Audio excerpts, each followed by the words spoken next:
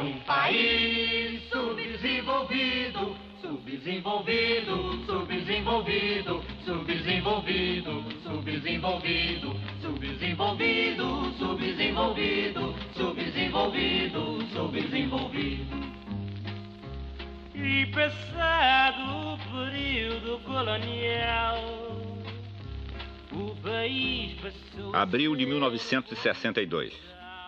Estas imagens foram filmadas durante a Univolante, uma caravana da União Nacional dos Estudantes que percorreu o país para promover a discussão da reforma universitária.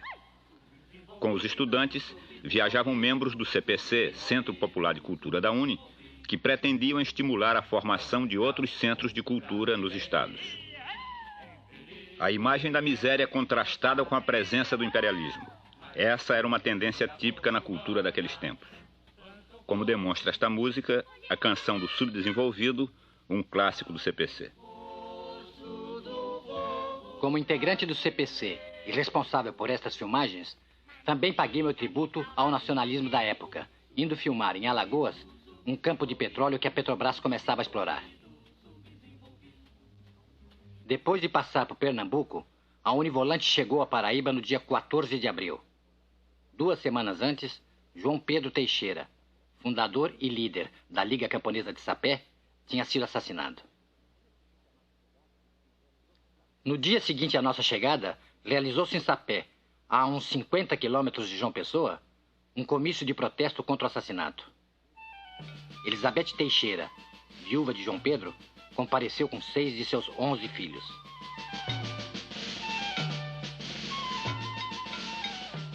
Os camponeses se reuniram primeiro em frente à sede da Associação dos Lavradores e Trabalhadores Agrícolas, mais conhecida como Liga Camponesa. Nessa época, a Liga de Sapé já era a maior do Nordeste, com mais de 7.000 sócios. A Liga tinha sido registrada em cartório 3 anos antes, como sociedade civil de direito privado. Como a sindicalização rural era um direito inexistente na prática, os trabalhadores do campo encontraram nas ligas o único meio legal para canalizar suas reivindicações.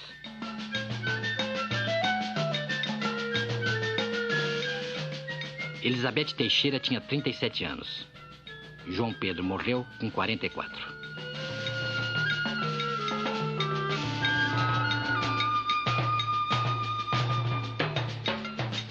Antes que os camponeses seguissem para a Praça do Comício, tive meu primeiro contato com Elizabeth.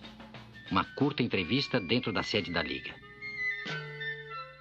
Aumento do foro, trabalho obrigatório sem pagamento, despejo sem indenização pelas benfeitorias e lavouras, uso da violência pelos grandes proprietários de terra. Na luta contra tudo isso, João Pedro forjou a unidade dos camponeses da região. Foi nesse dia que nasceu a ideia de um filme de longa-metragem sobre a vida de João Pedro Teixeira, que se chamaria Cabra Marcado para Morrer. Produzido pelo CPC da UNE e pelo Movimento de Cultura Popular de Pernambuco, o MCP, o filme seria realizado nos próprios locais e com os participantes reais da história. Elizabeth e seus filhos viveriam seus próprios papéis.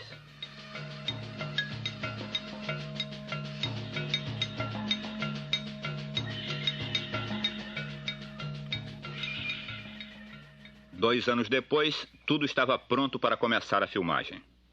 Mas no dia 15 de janeiro de 1964, houve um conflito perto de Sapé, envolvendo de um lado policiais e empregados de Musina, e do outro camponeses. 11 pessoas morreram no conflito. A região foi então ocupada pela Polícia Militar da Paraíba, tornando impossível a filmagem no local. Na emergência, fui obrigado a transferir as locações. E encontrei o lugar ideal em Pernambuco, no Engenho Galileia, onde tinha nascido a primeira Liga Camponesa em 1955. Quando chegamos a Galileia, no município de Vitória de Santo Antão, a uns 50 quilômetros de Recife, recomeçamos a preparação da filmagem. Com a autorização da diretoria da Liga e a colaboração dos moradores, escolhemos as locações e os atores. Em 26 de fevereiro de 1964, quando rodamos o primeiro plano de Cabra Marcado para Morrer, contávamos com um elenco de camponeses que podiam dedicar ao trabalho no filme um tempo que lhes pertencia. Eles eram agora donos de suas terras, graças a uma luta de 4 anos que culminou na desapropriação de Galiléia. João Mariano, que fazia o papel de João Pedro Teixeira, não era de Galiléia. Depois de ter sido expulso de um engenho onde trabalhava na cana, ele tinha ido morar em Vitória de Santo Antão. De religião protestante como João Pedro, João Mariano foi contratado juntamente com 5 de seus filhos. Sobre estas imagens, mostrando a volta da cidade para o campo da família Teixeira, iriam ser colocados os letreiros de apresentação do filme. Do projeto original de filmar com os personagens reais da história, só restou a participação de Elizabeth Teixeira fazendo seu próprio papel. Ela veio conosco da Paraíba para Pernambuco.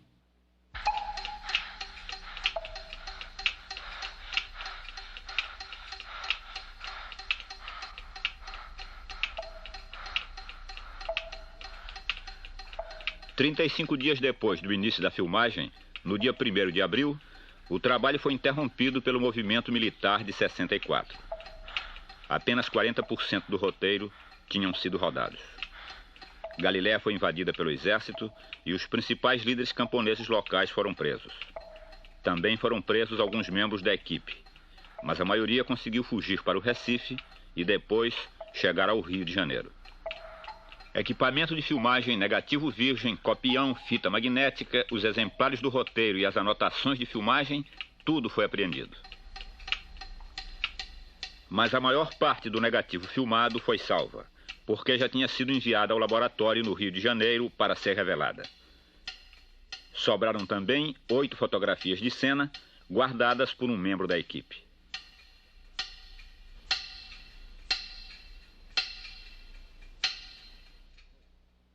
Finalmente, uns 2 anos depois, consegui recuperar um exemplar do roteiro. Ele tinha sido resgatado por uma advogada das Ligas Camponesas da Paraíba no quartel em que esteve presa em agosto de 64.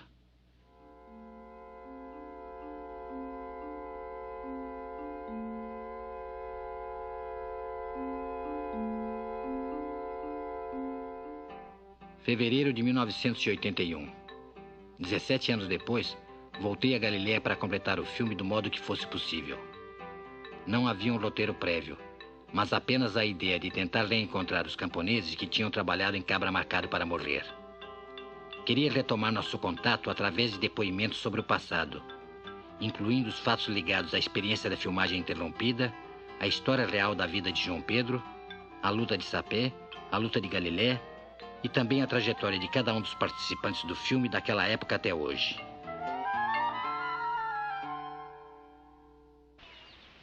Apenas 2 dos camponeses que iniciaram a luta de Galiléia ainda estão vivos.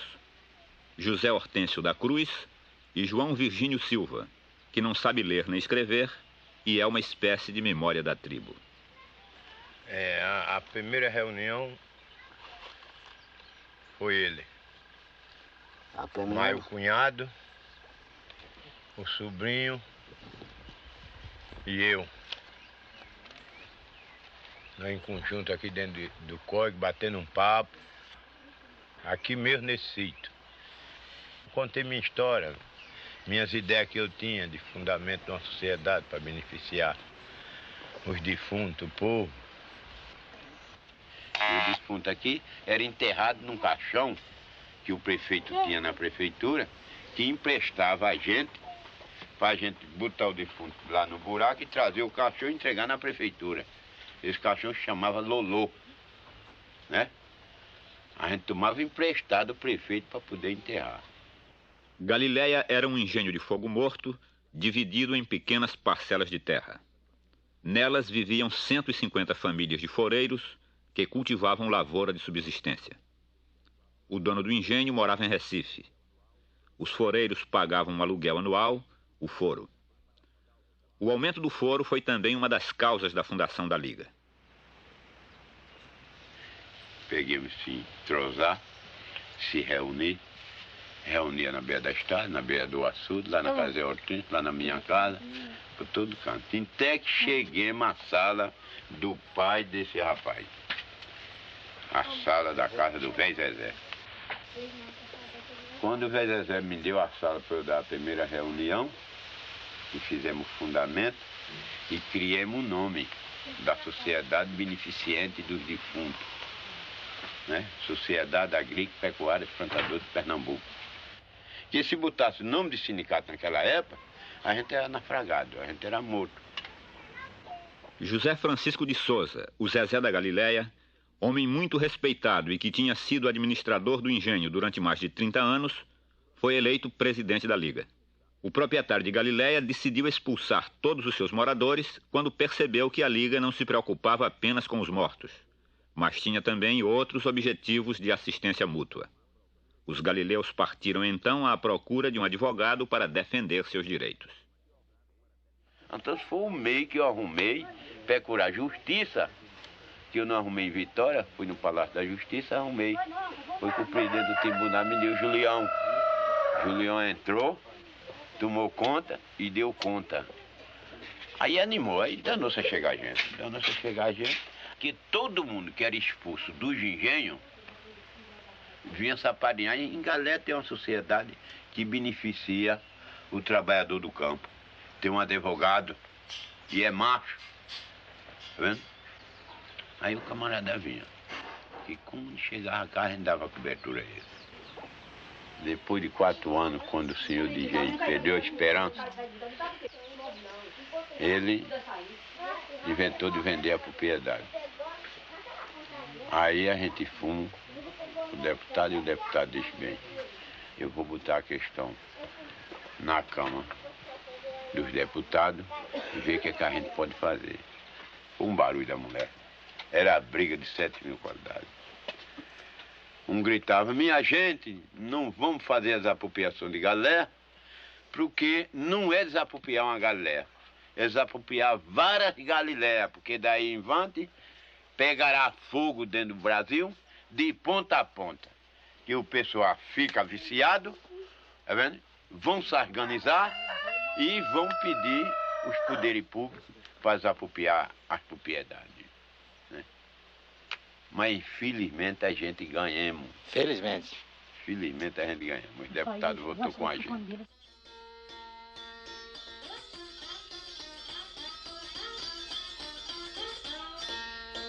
A desapropriação por interesse social de Galileia foi feita em dezembro de 1959, através de justa e prévia indenização em dinheiro, como determinava a Constituição. Galileia tornou-se então um símbolo da força do movimento camponês. Mas até hoje, os galileus não têm a escritura de suas terras.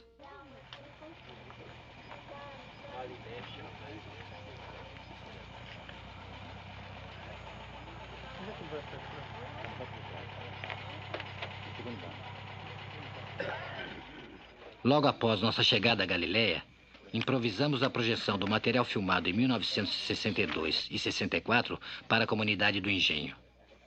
Os atores do filme eram nossos convidados especiais para a projeção.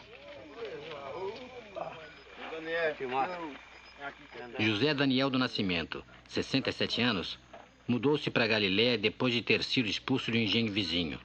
Um de seus filhos tinha chupado um pedaço de cana sem autorização do patrão. Brás Francisco da Silva, 52 anos, foi um dos líderes da luta de Galileia. Hoje não mora mais aqui. Teve que fugir em 64 e agora dificilmente aparece. Quem chega para cumprimentar João Virgínio é Bia, 56 anos, que saiu de Galileia em 1975 e nunca mais voltou aqui. Ele é vigia de uma pedreira depois de ter sido vigia de usina. João Mariano Santana da Silva, 59 anos, que fazia o papel de João Pedro, não punha os pés em Galileia desde 64. E essas pessoas ele só encontra raramente na feira de Vitória de Santo Antão, onde ainda mora. João Mariano veio acompanhado de seus netos. O material foi mostrado exatamente como tinha sido filmado. Fora de ordem, com cenas incompletas, cenas repetidas, claquete, etc. Não fale dele não, que ele tá aí atrás desse homem, né? É uma noite de sábado. A única ocasião em que poderíamos juntar esses trabalhadores, alguns vindos de longe, para verem a projeção.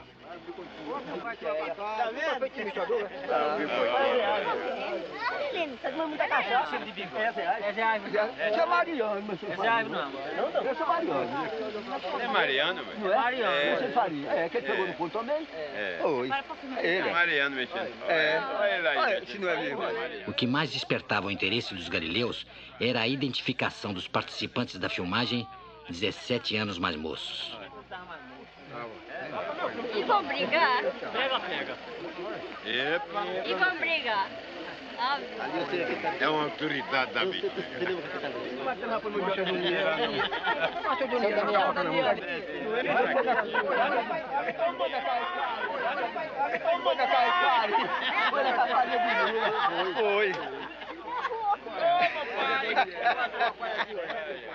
Zé Daniel ainda vive em Galiléia. Além de ator, sua casa foi utilizada como principal locação do filme, a casa de João Pedro. O senhor gostou de ter visto o filme outro dia? Filme? O senhor gostou do filme que o senhor viu sábado? De estado? É. Foi muito bom. O que o senhor achou? Eu achei muito bem. Achei interessante o serviço. É. Porque todo quanto tinha se portado no serviço. Agora, senhor Daniel, o senhor ficou crente quando? Foi crente depois da Revolução. Não foi no 1º de abril? Foi. E a 25 de maio daquele mesmo ano. Eu me entreguei para Jesus até hoje. Que igreja que o senhor é? Batista? Qual é a igreja do senhor? Assembleia de Deus. Assembleia de Deus. Assembleia de Deus. Olha, Brian. Rapaz, melhor Eu não, menino. E o senhor lembrava do filme que o senhor viu outro dia? Ah, lembrava demais, né? Porque aquilo nós estávamos fazendo todo prazer, né? O que o senhor achou? Achei muito bom. Bom, mesmo só foi ruim por causa daquele som que levaram, né? Brás Francisco da Silva é o único dos atores do filme que prosperou. Em seu sítio de 4 hectares, ele produz verduras que vende no Ceasa do Recife. 6 de seus filhos estão em São Paulo e 3 moradores o ajudam no trabalho. Dando duro desde os 8 anos na lavoura, Brás se confessa cansado e quer vender o sítio. Tá querendo vender mesmo? Tô querendo vender mesmo. É. Aparecendo quem compra, quer comprar? Quem sou eu? Tá vendendo por quanto? Barra de 3 bilhões pra adiante eu vendo. De 3 bilhões pra lá. Brás, conhecido pelos vizinhos como João, fugiu de Galiléia em 64 e mudou de nome, para evitar perseguições. Desiludido com a atividade política, Brás não gosta mais de Galiléia, nem de lembrar as lutas do passado.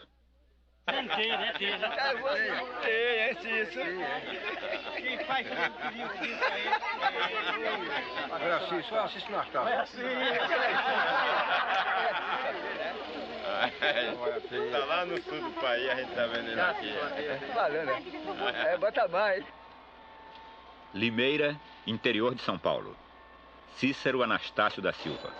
Nessa fábrica que você tá, quando é que você pegou? Eu peguei no dia 5 de maio do ano passado. O que faz lá? É a laminação de ferro. Por que você veio pro sul? Eu vim para o sul, que eu estava trabalhando lá empregado. Mas aí depois me desempreguei, passei 6 meses desempregado. Eu vim no ano passado, no mês de março. E me diga uma coisa, você está contente lá, você acostumou, como é que é? Diga. Eu até aqui estou satisfeito, né? Estou contente. Ninguém tem raiva de mim lá, os empregados, os donos mesmo, tudo trabalha comigo satisfeito, não diz nada contra mim, né? Até aqui... Mas você não tem vontade de voltar? Eu tenho vontade de voltar. A vontade não falta, não. O frio aqui é grande, a mulher não sabe dar muito com frio. Eu já não mandei ela porque não pude mandar, senão eu tinha mandado. Eu lá no norte, eu tinha para onde eu ir, tinha meus colegas para conversar, negócio das minhas lutas, do meu movimento que a gente tratava tudinho, né? A gente se conversava, como era que estava bom, como era que fazia, né, as coisas. A gente se conversava, mas aqui eu não tenho ninguém. Né? A única coisa que eu tinha foi comprar a televisão para eu estar olhando, ver um repórter, eu gosto mais de olhar o repórter, né? Para ver o que está se passando. Né? O que eu gosto de ver essas coisas somente. O único ator que sabia ler entre os que moravam em Galiléia, Cícero foi também assistente de produção do filme. O que você lembra do filme? Que cena você lembra? O que você lembra do filme? Eu lembro do filme. Que a gente tá fazendo? O que eu me lembro do filme, aquelas cenas que a gente fazia, eu fiz, né? Cobrindo aquela casa, você perguntando a mim assim, eu respondi, o cheque está muito caro, como é que o camaradinho vai poder viver? né? Eu pegava uma telha e entregava o companheiro que estava em cima, cobrindo a casa, né? Cobrindo aquela casa, o senhor perguntando a mim assim, eu respondi, o cheque está muito caro, como é que o camaradinho vai poder viver?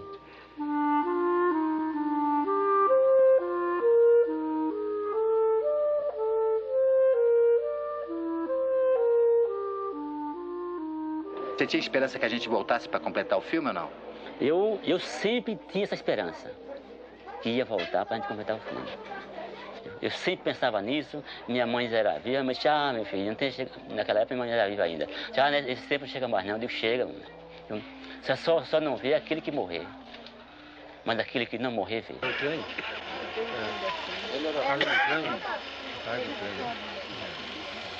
Isabel Teixeira, né?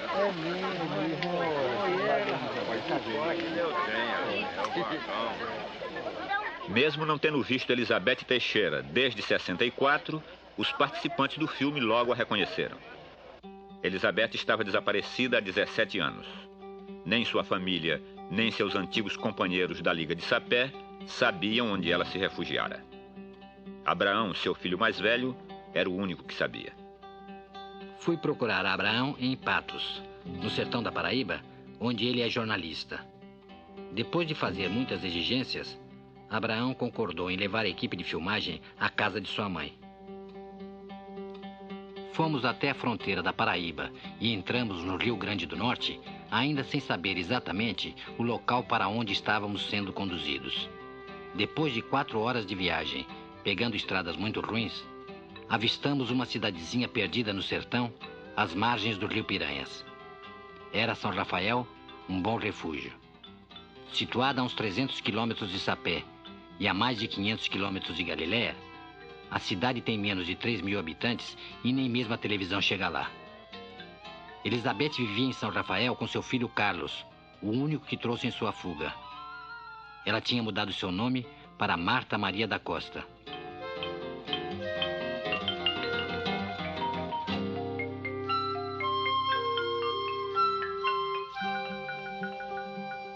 Elizabeth não esperava a minha chegada.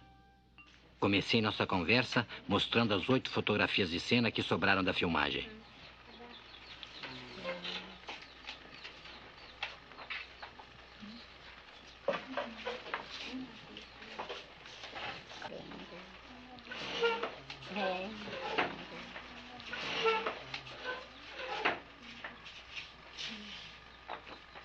Como conseguiu isso? Isso sobrou, salvou.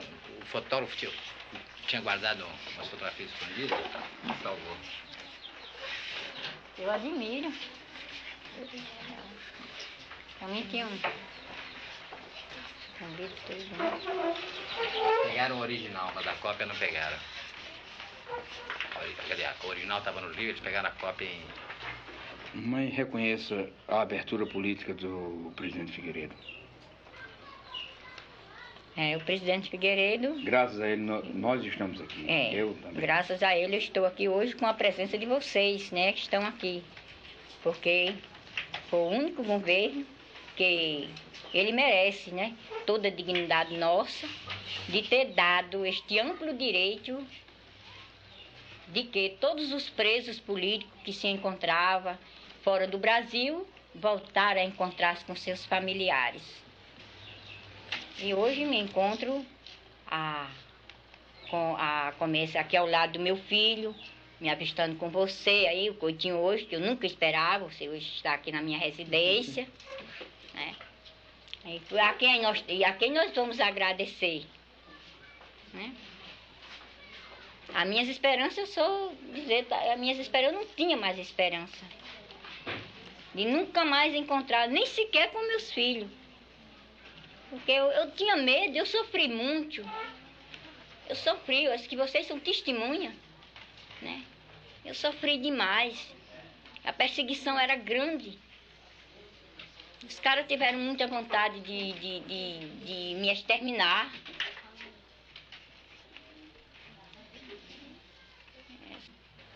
A senhora está há muito tempo aqui? Estou, há 16 anos. 16 anos a senhora veio para cá. Depois, naquele movimento, eu tive que fugir para aqui, não sabe? Vi a coisa ficou um pouco... Já mesmo era perseguição de todos. Não podia conseguir ficar ali no Recife. Quando eu cheguei aqui, aí a coisa melhorou mais sobre, né? Sobre a perseguição. Eu escondi, ninguém sabia quem eu era. Ninguém sabe aqui quem sou eu. Hoje esse pessoal que está aqui, tudo está sabendo, né? Vocês estão aqui, tudo estão sabendo. Eu cheguei para aqui, eu dizia que eu não ia dizer que tinha filhos.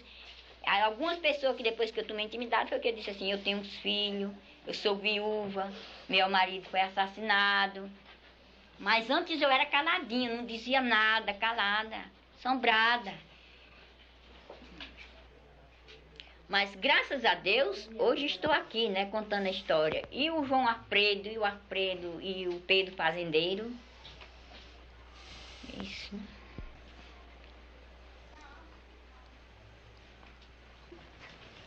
Diga, não é lhe orientando politicamente. Todos os regimes são iguais, desde que a pessoa não tenha proteção política. Todos são rústicos, violentos, arbitrários, dependendo das camadas, das situações econômicas. Todas as facções políticas esqueceram Elizabeth Teixeira, simplesmente porque não tinha poder. Está aqui a revolta do filho mais velho. Agora, se o filme não registrar esse meu protesto, essa minha veemência, essa verdade que falta a capacidade intelectual expressiva do coração de minha mãe. Eu registro tudo que os membros da família quiserem falar. Estão livres para falar. Mas eu quero que o filme registre esse nosso repúdio a quaisquer sistemas de governo. Estará registrado, te garanto. Nenhum presta para o pobre. Nenhum. Olha Abraão lá, na esquerda, Abraão.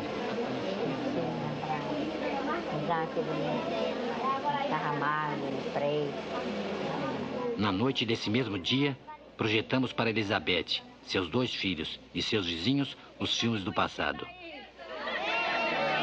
A dona Elizabeth plantando maniva.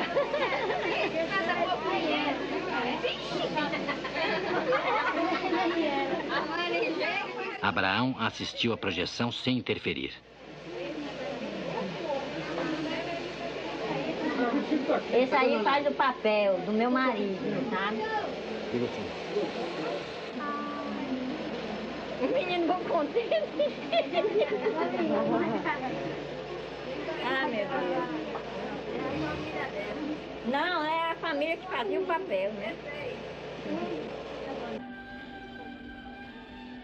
Esta é a nossa chegada para o segundo dia de filmagem com Elizabeth Teixeira. No total foram 3 dias. No primeiro, a presença de Abraão influiu no clima da entrevista, principalmente no início. Nos outros dias ele não apareceu. Elizabeth contou sua vida e a de João Pedro nessas 2 circunstâncias, com a presença e sem a presença de Abraão, na sala e no quintal. Elizabeth, tá aí? Vem aqui, dona Isabel, vem aqui um pouquinho. Como é que tá a aula? A aula tá Bom aqui, dia. ô turma de menino. Oi, tudo bom, Coitinho? Tá boa a aula? Oi, tudo bem pra vocês, gente? Tá boa a aula? Tá, agora por hora veio até pouco menino. Hoje é o primeiro dia que eles vão saber, tomar conhecimento de quem é as professoras, aí hoje veio menos menino. Mas quer dar uma entradinha? Hã? E vem chegando. Tá bom. Tá, então a gente vai ver se a luz dá, tá bom? A luz dá, tá certo. Como é que vão aí pela cidade, Ok, tudo bom? tudo bem. Hein, Coitinho? Aí hoje, ontem à noite, eu me deitei e fiquei imaginando. A entrevista eu falei muito mal ontem, né? Mas eu fiquei também muito emocionada. Fica com aquele, aí vem, depois não foi aquilo. Porque eu devia ter começado direitinho a vida, como você queria, de início, né? Como nós começamos o namoro e depois casamos, fomos morar em Jaboatão, né? Eu tinha me expressado melhor. Se você tem deixado pra hoje, eu tinha me expressado Mas hoje a gente melhor. repete, a gente continua hoje. No quintal, não tem quintal aí? Hein? Tem quintal, tem. No quintal a gente Entra, Coitinho, repete, pra ver tá aqui. bom? Entra Tá, pra ver olhar tá aqui. legal. Elizabeth, que estudou até o 2º ano primário, estava dando uma aula particular de alfabetização para um grupo de crianças da cidade.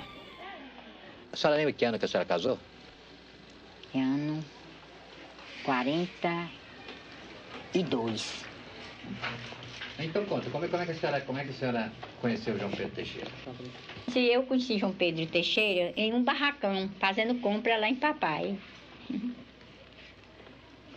E lá iniciemos o namoro e com a continuação, né, casemos.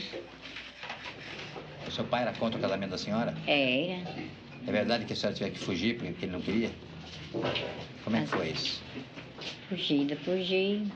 Casei, papai nunca quis o casamento. Casei fugida. E a senhora casou e foi para o engenho Maçangana, em Santa Rita? Em Maçangana. João Pedro foi trabalhar lá? Foi trabalhar lá. O que ele fazia lá? Pedreira, trabalhar na pedreira. No engenho ele trabalhava na pedreira? Na propriedade do engenho. E daí, a senhora lembra que ano que a senhora foi para Cavaleiro? Para Cavaleiro, 45.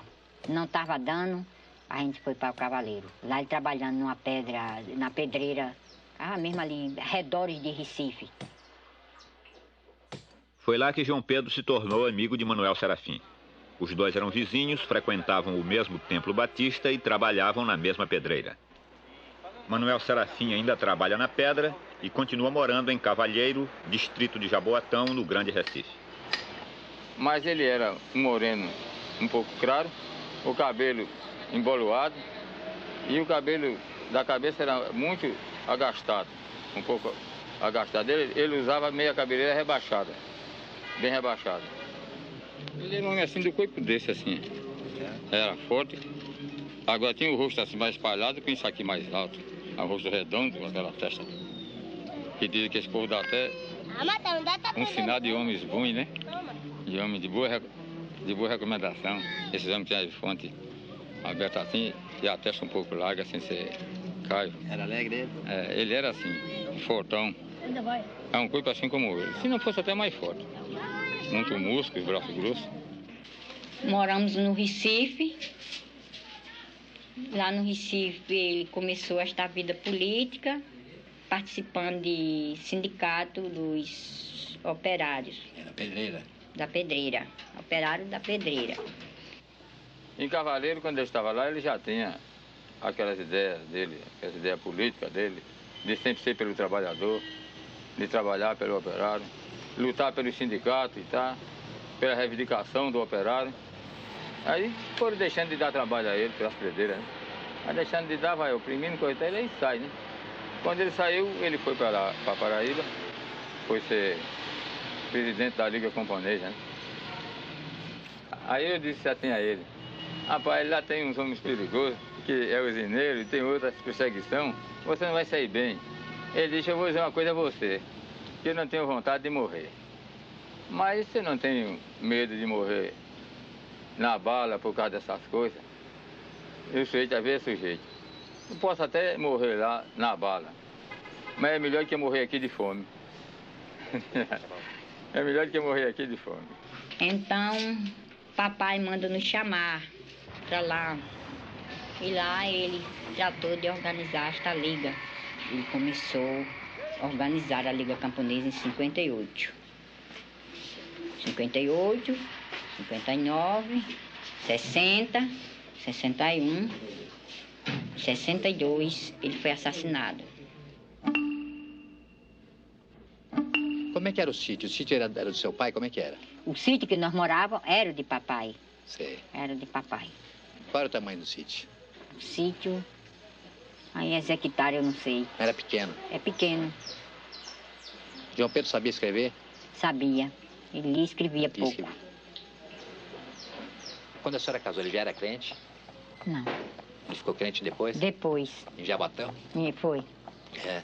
Em Jaboatão foi que ele se dedicou aos crentes. Passou porção de tempo como crente. Depois ele dedicou-se à política, ficou mais ao lado assim das ligas e abandonou a crença. Até que um dia, quando ele foi preso pelo exército, então eles fizeram várias perguntas dentro da Bíblia e ele respondeu tudo. Então você tem ideia mesmo de crente. Está me respondendo tudo quanto eu estou lhe perguntando. Agora, a senhora foi católica o tempo todo? Todo. Não tinha briga por causa dos leis de Deus? Não, nunca houve. Ele aceitava? Aceitava. Falava o seguinte, que não batizava os meninos. Os meninos ficavam tudo pagando. Eu aceitava. Não havia problema, não. trabalhar no sítio. Morava no sítio e trabalhava no sítio. E só nas horas vagas? Nas horas vagas, à noite, os sábados e os domingos, ele saía, ou por outra, os camponeses vinham para nossa casa, ele aí conversava com eles, perguntava o que é que eles estavam existindo. Outros já vinham mesmo participar ele, que estavam jogados do sítio, que o proprietário queria que saíssem, ter o direito à lavoura deles. Falava para eles, companheiros, é preciso nós se organizar. Nós, organizados, poderemos acabar com esse estilo do proprietário tomar nossas lavouras. Mas enquanto nós não se organizar, ele toma e fica tomado. Dia de feira, era reunião de lá, e ele ficava na feira, convocando os camponeses. E eu ficava mais na liga, carimbando as carteiras, assinando, perguntando quem queria se associar, quantos meses queriam pagar e quanto.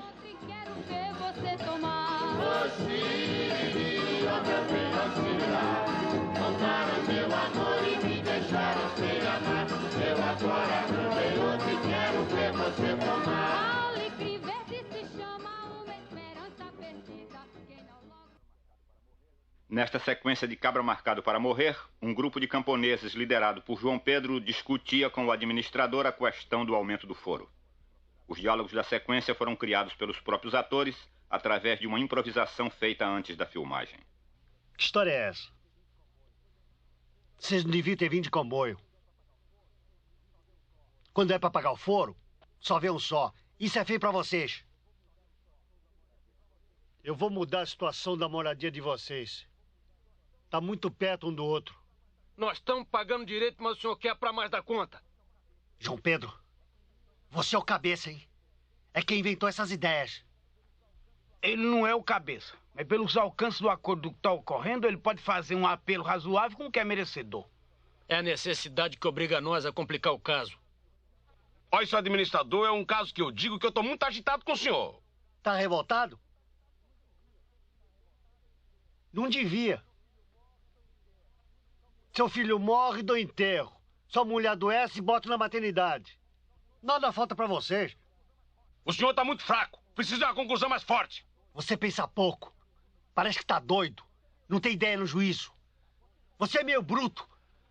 Você se atrapalha. Eu quero resolver essa parada com o senhor. Não vê que senhor de engenho não morre, administrador não morre. Só quem morre é camponês. Seu Vieira, nosso caso não é brigar com o senhor, mas nós não podemos pagar o aumento. Você sabe que vocês são meus, eu sou de vocês. Quero que vocês fiquem satisfeitos comigo. Eu não quero brigar. A terra é da gente tudo. Mas essa ideia de não aumentar o foro não assino agora. Só posso assinar quando o patrão chegar da capital daqui a uma semana. Eu tenho que cumprir as ordens do patrão. Bom, pode esperar uma semana, não é? Conforme a resposta do patrão, nós damos nossa resposta.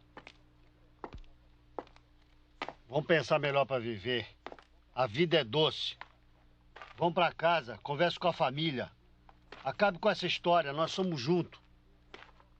Então, semana que vem a gente volta para saber a resposta.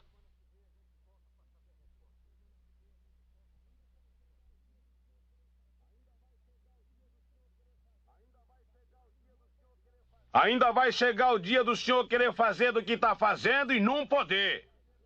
Daí o pai da senhora brigou com o João Pedro? Não falava? Brigou. Não procurava mais? Brigou e... Conversa de papai que ele queria tomar a terra. Sei. Queria tomar o que era alheio. E eu explicava para papai. E papai dizia que não dava certo. Até que papai ficou mesmo de intrigado com ele. Tinha um gado de papai em nossa casa. Papai tinha mando esse gado dar para casa para a gente tratar e ter direito a um leite. Aí papai mandou tirar o gado lá de casa. E fez o sítio vendido, o Antônio Vitor, que era pra gente se retirar. O papai dizia, ele procure terra, toma um pedaço de terra por aí e vai morar aí na terra. Aí havia muitas injustiças por ali. Que tipo de injustiça? Tipo de injustiça era assassinar o homem do campo, era jogado pra fora sem ter direito a nada. era botar perseguições, haver perseguições no homem. O homem ficava de uma maneira que não podia nem sequer sair para o trabalho, perseguido, vendo morrer. As injustiças maiores, as famílias ficaram abandonadas no campo. E eles tomaram a lavoura.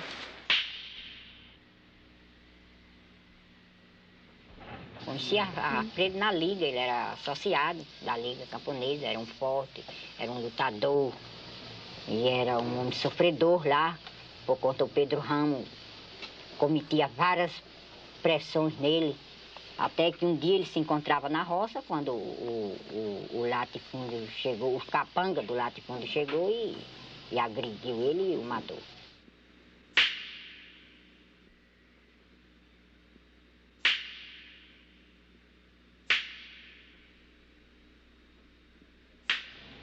E quando eles vinham assim, jogavam pedra na porta, a senhora cantava um coco, é verdade isso? Jogavam pedra, batiam na porta para ele abrir a porta, chamavam.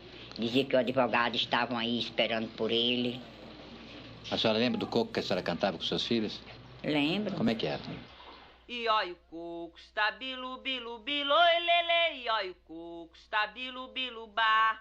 E olha o coco, está bilu, bilu, ba. E olha o coco, está bilu, bilu, bilu, lele. E olha o coco, está bilu, bilu, ba. E olha o coco, está bilu, bilu, bilu, lele. E olha o coco, está bilu, bilu, ba. Minha senhora, de que chora esse menino? Chora de barriga cheia, com vontade de mamar. E olha o coco, está bilu, bilu, bilu, lele. E olha o coco, está bilu, bilu, ba. E olha o coco, está bilu, bilu, bilu, lele. E olha o coco, está bilu, bilu, ba. Minha senhora, de que chora esse menino? Chora de barriga cheia, com vontade de apanhar. E olha o coco, está bilu, bilu, bilu, lele. E olha o coco, está bilu, bilu, ba. E olha o coco, está bilu, bilu, bilu, lele. E olha o coco, está bilu, bilu, ba. Minha senhora, de que chora esse menino? Chora de barriga cheia, com vontade de mamar. E olha o coco, está bilu, bilu, bilu, lele. E olha o coco, está bilu, bilu, ba. E olha o coco, está bilu, bilu, bilu, lele. E olha o coco, está bilu, bilu, ba. Por várias vezes ele foi preso com vários policiais. E ele facilitou um pouco. Eu ensinando os meninos ensinamentos. Ele sentado na calçada, da cintura para cima, quando chegou vários policiais. Vários policiais. Ele não deu tempo nada. Eles pegaram ele e levaram preso nu da cintura para cima. Ele acreditava na luta. O latifúndio, unido, ofereceram dinheiro a ele para que ele deixasse a luta. Eles davam outro, qualquer meio de vida para ele sobreviver. Eu recordo isso todos os dias e todas as noites. A dureza que ele enfrentou e nunca esmoreceu. Ele nunca chegou em casa para dizer: Elizabeth, eu estou arrependido, ou isso, nunca. Era firme. Aí disse: vou preparar uma concentração para o sábado. Eu disse: não é possível preparar a concentração. Ele disse: preparo a concentração. Eu disse: conte comigo. Pegou um jipe, saiu e disse pelo sítio. E nesse dia nós fizemos a maior concentração em protesto. Ele tinha certo como o latifúndio ia tirar a vida. Um dia eu chamei ele: João Pedro, vamos sair desse estado. Não está dando mais para nós, a situação está difícil. Chega um e outro aqui, diz que o latifúndio aí fala só em tirar a sua vida, fala até que no dia que você for assassinado, eles têm que tirar a orelha para beber com cana a sua orelha. Não é possível uma coisa dessa. Vamos ver se retirar daqui, vamos ver se nós vamos para o sul. Ele olhou para mim e disse: você e meus filhos está aí. Tirei um retrato, fico como lembrança, mas que eu não me acovardo. Sei o que a minha vida eles vão tirar, tenho certeza. eu vejo o ódio na cara do latifundo. Para onde eu passo, eu ouço resmungar e vejo a ira tirana que eles estão de mim. Eu sei o que vou tombar, eles vão me tirar a vida. Agora, tem uma coisa que eu digo a você. Tiram a minha vida covardemente.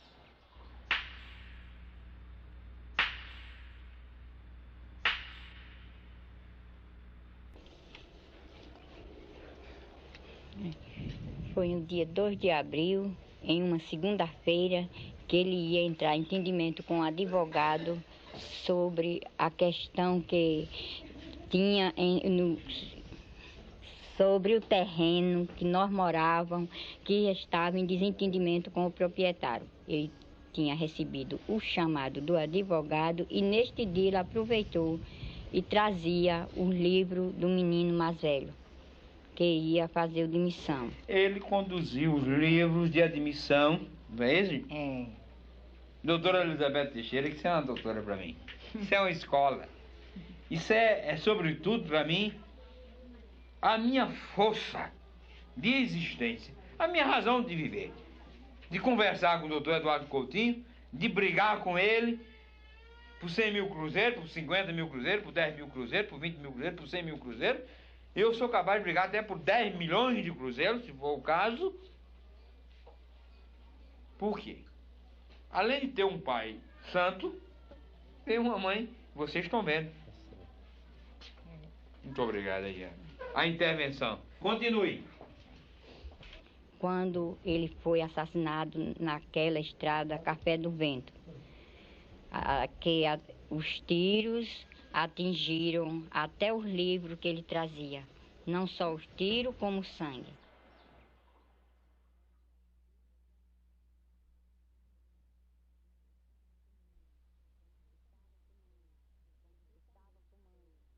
Estava fumando, quando justamente foi receber os tiros. Por volta de 8 horas mais ou menos, estavam vendendo já a Folha do Povo, com toda a notícia, com toda a reportagem dele. E o pessoal tudo comprando.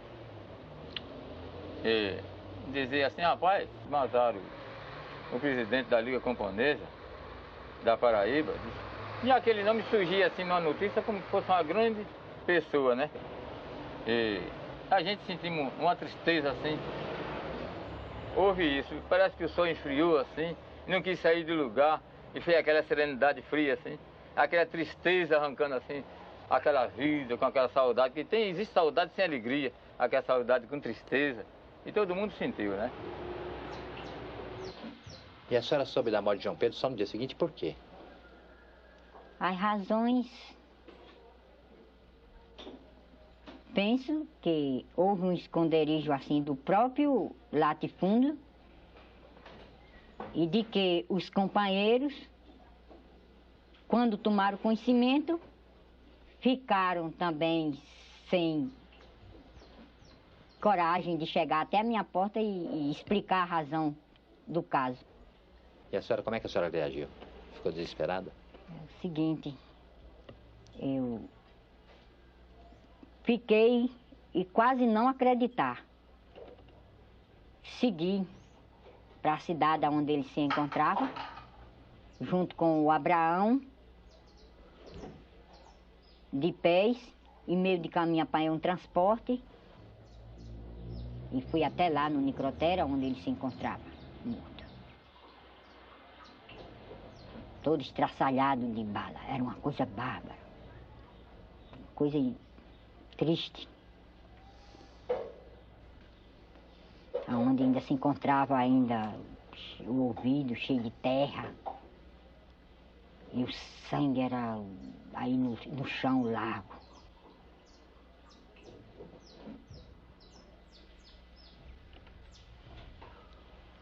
E eles nunca foram punidos, os criminosos, né?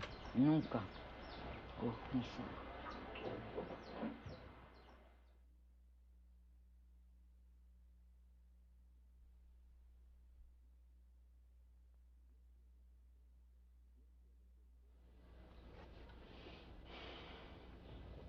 João Pedro Teixeira foi assassinado de emboscada no dia 2 de abril de 1962 por 2 soldados da Polícia Militar.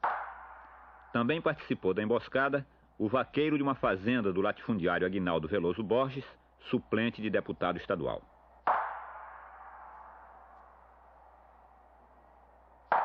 O juiz de Sapé decretou a prisão preventiva de Aguinaldo, apontado como um dos mandantes do crime. Mas ele livrou-se da prisão e do processo, assumindo uma cadeira na Assembleia Legislativa. Aguinaldo era o 5º suplente. Um deputado e 4 suplentes renunciaram no mesmo dia para permitir a sua posse.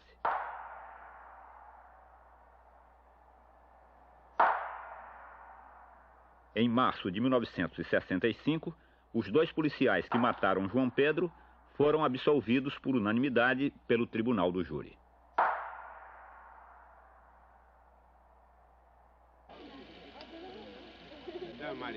Não, lá em casa, não. Lá em casa. A projeção em Galiléia começou há mais de 1 hora e os espectadores continuam atentos. João Virgínio e sua mulher, Brás, Bia, Zé Daniel,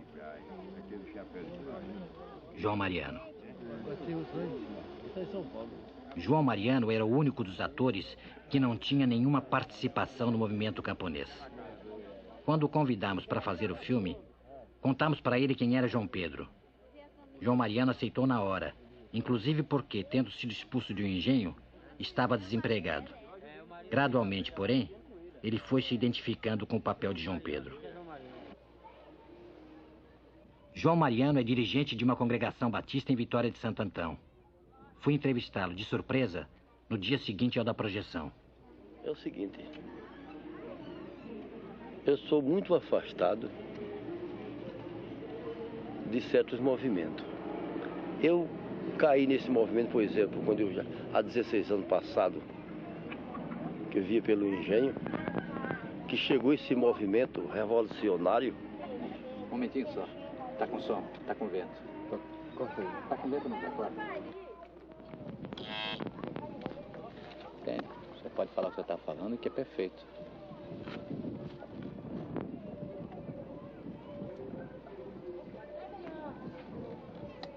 Tá?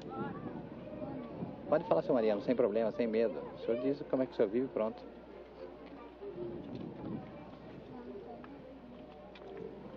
Não, seu Mariano.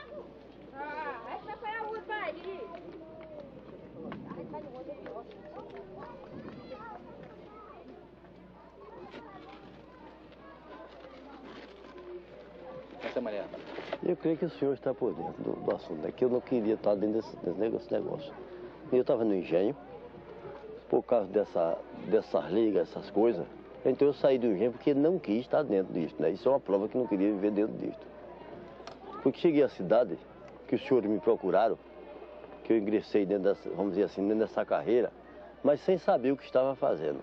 Mas quando entendi que era assim para viver assim pelas propriedades, vamos dizer, agindo por terra, essas coisas que eu não preciso de terra, que o pouco que Deus me deu, eu vivo sem isso, entendeu? Eu vivo sem precisar de estar agindo com algo ou com medo. Agora, depois que o senhor chegaram aqui, me procurou pela sua simpatia, assim, pela bondade do senhor, então, peguei a voltar ao meu conhecimento, mas não para ver ingressado nesse negócio de revolução. O negócio é isso. Sim, mas não tinha nada disso, não. Agora, o senhor me diga uma coisa, o senhor vive como agora? Bem, eu vivo do meu por meu, eu não sou sujeito a senhor de jeito e não tampouco quero me intervir com nada de senhor de jeito, entendeu? Minha vida é essa. E o senhor era crente naquela época? O senhor era católico? Desde já. Então foi a razão que eu fui decepcionado pela minha igreja, fui até eliminado da minha igreja e isso foi para mim um grande desgosto. Por essa razão eu não quero conseguir com isso. Posso conseguir assim, por exemplo, porque eu creio que os senhores estão gravando o que eu estou dizendo. Mas está vendo a minha expressão que eu não estou assim, assim, tão dedicado sobre esse movimento. Sim. E o senhor é crente há quanto tempo o senhor é crente? Há 28 anos. Da Igreja Batista? Sim, senhor.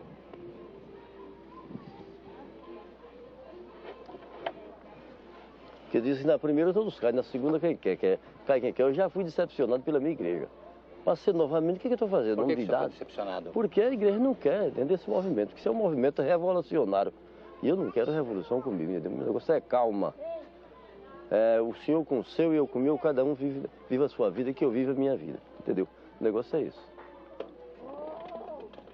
O senhor tem uma bodega em casa também para ajudar? Arneira. Agora, seu Mariano, o senhor não foi prejudicado porque fez o filme, não foi? Não fui prejudicado pelo filho. Quer dizer, que fui prejudicado pelo senhor de engenho, lá. Depois, mesmo naquela revolução, o senhor de engenho me perseguiu e buscou me matar-me. Por causa de um caso de 63, não é? Porque me indenizou do engenho. Isso não foi sobre esse trabalho. Sobre esse trabalho, eu finalmente fui chamado por ninguém. Não passei por decepção, passei unicamente da igreja.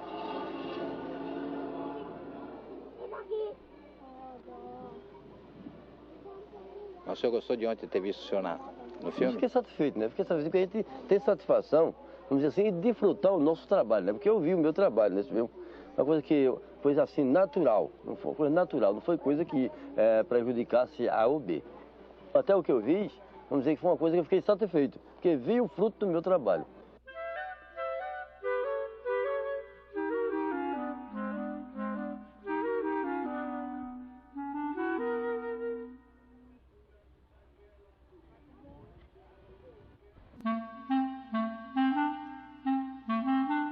Dias depois do assassinato de João Pedro, Elizabeth Teixeira viajou para o sul do país. No dia 5 de maio de 62, em Brasília, ela depôs na comissão parlamentar de inquérito sobre a situação no campo. Eu tive que ir ao Rio de Janeiro, né, participar da comissão parlamentar de inquérito. Chegando ao Rio, fui a Brasília. Em Brasília, os deputados, junto com o presidente, achava que eu devia substituir o lugar de João Pedro, principalmente para a manutenção de meus filhos e para que a Liga ela engrandecesse com a minha presença, né? Eu era a viúva do líder. E eu aí continuei. Disse que substituía o lugar dele com perca de vida. Com perca da minha vida eu substituía. E substituí. E trabalhava autêntica. E na minha luta, protestar contra o assassinato de João Pedro. E não só de João Pedro, como de todos os companheiros que tombaram. Eu também cheguei ao ponto de ir presa também. Não foi com polícia, nem 2, nem 3, não. Chegar e mais atirar nos meus pés. Tiraram meus pés. Mas atiraram, nem parei a marcha, entrei dentro do carro e fui com eles. E quando eu cheguei lá, eles foram fazer várias perguntas imbecil a mim. Perguntar-me no exterior, como que eu convivesse no exterior. Esta foi provavelmente a última participação de Elizabeth Teixeira num comício. O comício, realizado nos primeiros dias de 1964, comemorava a fundação do Sindicato de Trabalhadores Rurais de São Miguel do Taipu, cidade próxima de Sapé. Respondendo às pressões do movimento camponês, o governo federal vinha estimulando nos últimos meses a sindicalização do campo.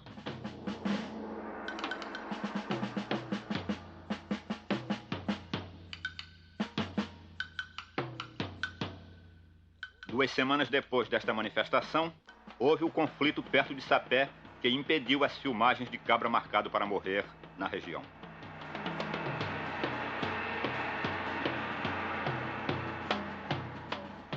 Um mês mais tarde, em fevereiro de 64, Elizabeth ia conosco para Pernambuco participar das filmagens em Galiléia.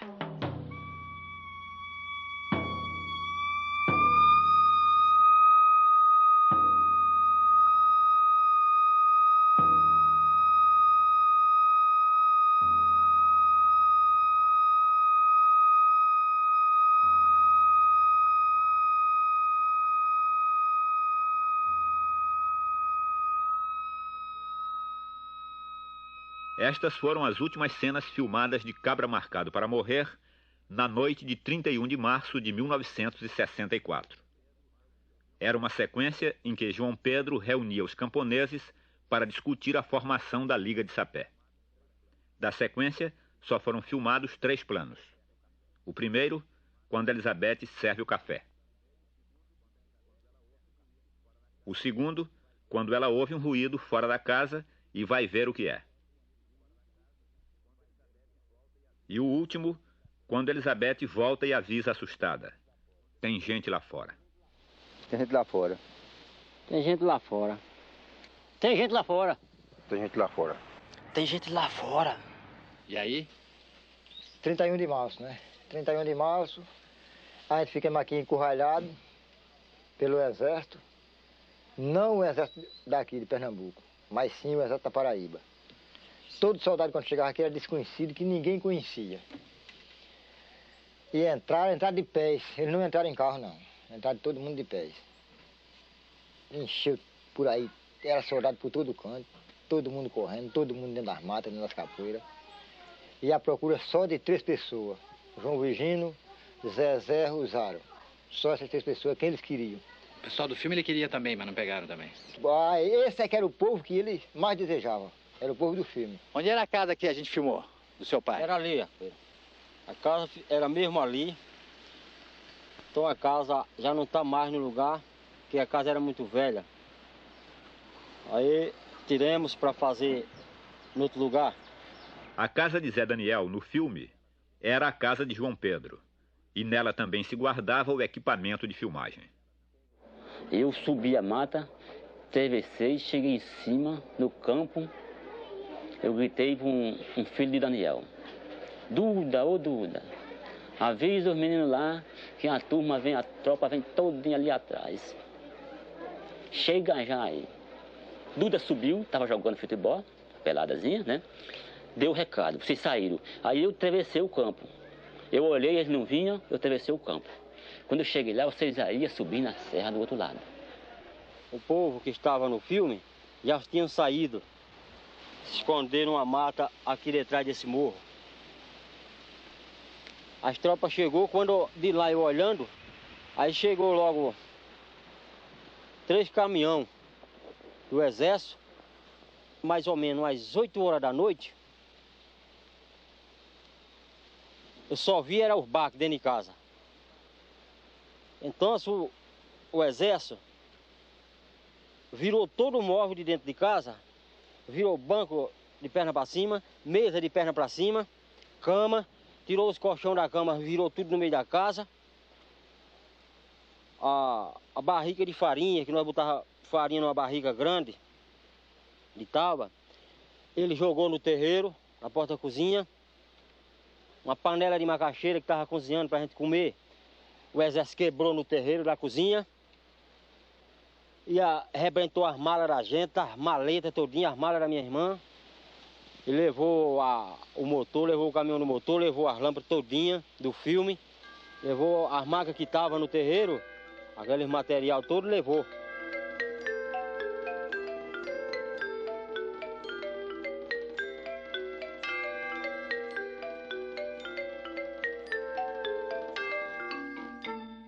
Nesta fotografia de primeira página do Diário de Pernambuco, aparecem latas de filme, tripés, refletores, um megafone. O equipamento normal de qualquer filmagem.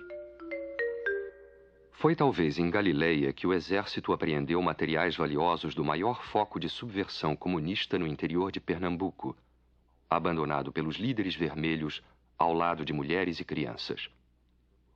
Num casebre característico de camponês, foi encontrado farto material que acionava o dispositivo de subversão ali montado pelos esquerdistas internacionais sob a proteção do governo estadual, recentemente deposto.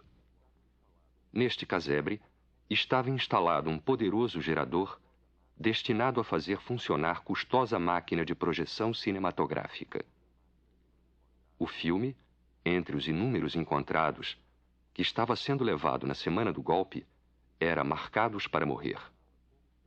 A película ensinava como os camponeses deviam agir de sangue frio, sem remorso ou sentimento de culpa, quando fosse preciso dizimar, pelo fuzilamento, decapitação ou outras formas de eliminação, os reacionários presos em campanha ou levados a Galileia, ao interior do estado. Enquanto isso, um sociólogo pernambucano, que pediu para omitir seu nome, iniciou a elaboração de um plano a ser aplicado ao referido engenho, a fim de ajudar na mais rápida possível recuperação moral e social da sub-raça a que os comunistas quiseram reduzir os camponeses de Galileia. Foi Zé Daniel quem nos guiou para um esconderijo no mato. À noite, as tropas se retiraram para a Vitória de Santo Antão. Sim, de noite, nós tivemos tudo junto lá na mata, e quando é tarde da noite, chegaram os meninos gritando: meu pai, ô meu pai, meu pai, ô meu pai. Eu queria com vontade de ir. Não vai lá, eu com vontade de vir. Venha tomar café, o povo já foi-se embora. Pai Zé Feliciano dizia: pai Daniel, venha pra casa, venha tomar café, o povo já foi-se embora. Eu queria ir. E o senhor não respondia por quê? O senhor não respondia, coitinho que tá lá. Não vai lá não, não vai não. Aí eu queria... A gente falava para o senhor não responder porque o exército podia estar lá ainda, né? Podia estar caído. Eu disse: não vai não. De manhã bem cedo, nós saímos do mato juntamente com Elizabeth e nos despedimos dos camponeses. Divididos em grupos de 3, subimos pelas colinas e fomos sair na estrada para Recife, alguns quilômetros adiante. Aí, cada grupo tomou separadamente um ônibus e conseguimos todos nós chegar a Recife. Só mais tarde soubemos que 5 membros da equipe que preferiram ficar em Vitória de Santo Antão tinham sido presos. O exército voltou a Galileia pouco após nossa partida. Nesse mesmo dia, 3 de abril, Zé Daniel se entregou. Eu vim entregar ao senhor. Sim, no princípio eu disse a ele. Eu digo: olha, eu peço pelo leite que o senhor mamou da mãe do senhor. Peço pelo amor de nosso Senhor Salvador Jesus Cristo. Que o senhor veja que eu tenho algum caso dentro, com modo de ser preso. Ou apanhar, o senhor passa uma bala, 2, 3, conforme que eu aguentar. Ele disse: Antônio, você só tem medo de ser preso. Eu digo: tem, senhor. Porque para isso eu venho respeitando homem, menino e mulher. Para ser respeitado também. Eu como um homem velho, fraco, sou fraco, graças a Deus, pobre é o diabo. Eu digo: mas como um homem fraco, mas vivo em riba do meu respeito, também quero morrer honrado e respeitado. Porque eu soube que o senhor queria me ver. Eu vim para morrer no meu terreiro. Mas não para ser preso nem apanhar. Porque eu sabendo para ser preso ou apanhar, eu morro os tacos caindo em riba da terra, pulando de taco por taco. Mas não me entrego. Aí pegou o sargento Sarado: seu Daniel, me diga onde tá as armas daqui. Bem, eu digo: tirando aquela arma que o senhor levou da minha casa, e outros que tem por aí, espingarda de tapa de gato para matar algum passarinho por fio comer, é as armas que habitam dentro da Galileia. Não, seu Daniel, dessa metralhadora, eu digo: dessa eu nunca tinha visto. Que eu vejo falar em metralhadora, mas nunca tinha visto. Estou vendo agora na mão dos senhores. Que eu tinha vontade de ver, mas nunca vi. Com a ajuda de Zé Daniel, nós tínhamos escondido a câmara de filmagem numa espécie de gruta, no meio do mato. A câmara foi a última peça do equipamento descoberta pelo exército. Essa pedra aí. Pode descer. Agora pode explicar onde é que está. Debaixo dessa pedra aí. O que é que estava debaixo dessa pedra aí? A máquina que firmava estava debaixo dessa pedra. Ele perguntou, eu digo: aí nós descemos pela varedinha, que eu não quis dizer. Eu digo: mas vamos ver, eu não quis explicar que sabia. Mas vinha pela varedinha, eu digo: a varedinha aqui, eu digo: acho que ele desceu por aqui, mas não expliquei que tinha botado. Mostra lá onde é que era. É a varedinha. Aí cheguei, vi a varedinha, nós afundamos. Aí vesti a máquina, eu disse: olha ali, tá ali, olha. Quando ele saiu, pegou a máquina, e quando ele chegou aqui, ele gritou: vem! Vem contar que eu achei! João José, filho de Zé Daniel, tinha 20 anos na época. Só foi a única coisa que eu pude conservar para guardar. Foi esses 2 livros que ficou em cima da mesa. E o resto o exército levou tudo. Dentro dessa maleta é onde eu guardo sempre meus livros. História de um manuscrito, Caput. Todas as manhãs eu me sentava na horta, debaixo de um pé de alcácia, e punha-me a trabalhar.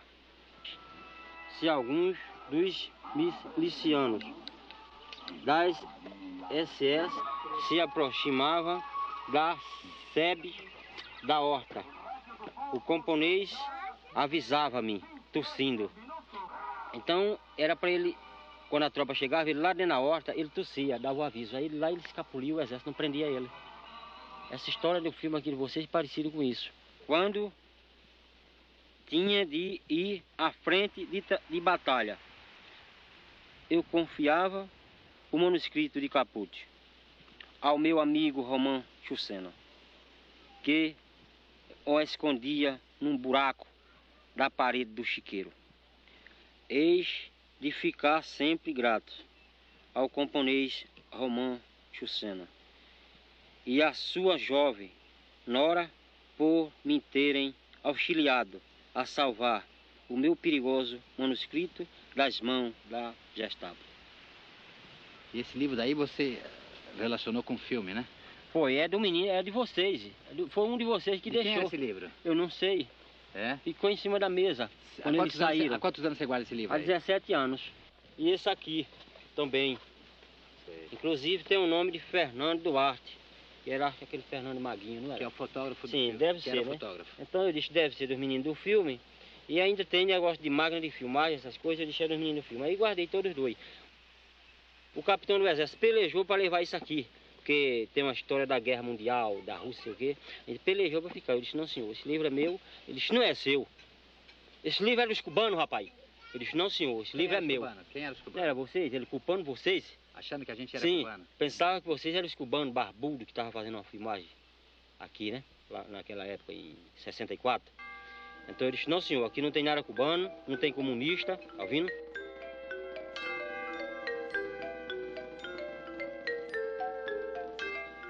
Ah, mas você vai contar, você vai mostrar onde tá as armas aqui e onde tá os cubanos. Aqueles cubanos queriam fazer a revolução aqui. Eu digo, aqui não, senhor. Nada de revolução ele não falava aqui. Entendeu? Nada de Cuba ele falava aqui. Mas como é a fala dele? Como é a bom dia que ele dá? Eu digo, bom dia, normal que nem a gente. Mas ele fala um sotaquezinho puxado. Eu digo, claro. Fala um bom dia. E tá, mas é normal. E o carioca fala diferente, um pouco. Aí o outro foi e disse assim, é fácil ser carioca mesmo, né? Disse, é fácil ser carioca, tenente, porque o carioca fala um sotaquezinho, né? Aí eu disse, ele fala normal, tudinho. Eles conversavam com você tudo normal? Você entendia a palavra dele? Claro, entendia tudo. E depois, ele foi e disse, tá certo, não. Agora tu vai mostrar onde tá as armas. Eu digo, dessa aí só quem tem é 2 fazendeiros que moram aqui. É o senhor de engenho de Bento Velho e Lourival Pedroso do engenho Gamileira. Mas tem muita dessa. Ele é cangaceiro. É um grande fazendeiro. Ele diz, mas aquilo é dele. Aquela ali é dele. Eu quero ver aqui vocês. Que Julião disse que tinha 20 mil armas para vocês fazerem a revolução aqui. Tá vendo? E os comunistas estavam aqui fazendo filme aqui para fazer revolução aqui, Dão. É para você mostrar. Onde tá ele? Aí foi endurecendo, né? Aí foi criando raiva, né? Ele disse, coronel, aqui não tem nada de comunista aqui, nem cubano, nem nada. Tem um povo morrendo de fome. Doente, sofredor, como eu mesmo tô doente. Tá vendo? E precisa de remédio e de comer, esse povo daqui. Liberdade e terra para trabalhar. Aí ele disse, mas é possível. Ele disse, amanhã eu vou trazer remédio, chama o povo. Vai chamar o povo que estiver escondido pelas matas para se receitar comigo, para a gente dar remédio e conversar com ele. Vai chamar João Vigino. Eu digo, eu não sei onde está João. Eu me entreguei. Passei 7 dias escondido sem poder sair para canto nenhum. O jeito que teve foi me entregar. Quando eu passei 8 dias no Quarto Exército, no dia 15, que o governo assumiu a presidência da República, Castelo Branco, tiraram eu para a Secretaria da Segurança Pública, para eu depor. Quando botaram eu para depor, botaram 2 tiros para bater em mim, né? Mais 2 líderes de Galiléia foram presos na primeira quinzena de abril. Zezé da Galiléia, solto após 3 meses de cadeia, e Severino Gomes da Silva, o Rosário, filho adotivo do velho Zezé, que ficou preso 45 dias. Eu produzi aqui nesse sítio, onde estou, meio caminhão de mercadoria por semana. O exército pegou, tirou eu aqui, meteu na cadeia, cegou-me um olho, deu-me uma pancada, eu perdi o ouvido, outra pancada, eu perdi o coração. Passei 6 anos na grade da cadeia. O que foi que eu construí na grade da cadeia para a nação? Tomaram um relógio, um cinturão, 50 conto em dinheiro, um jipe, o exército tomou.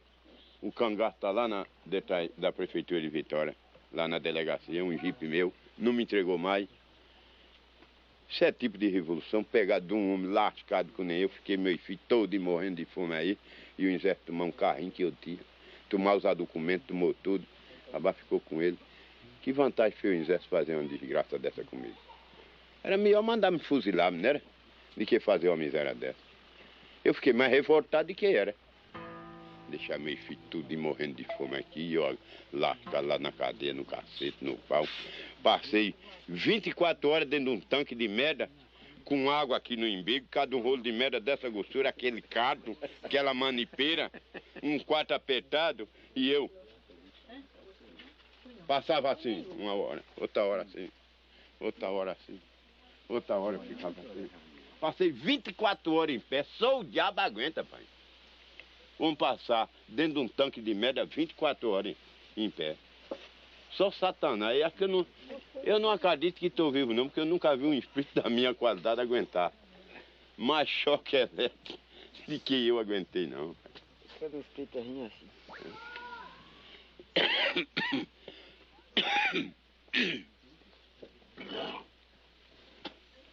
Mas não tem melhor do que um dia atrás do outro e uma noite no meio.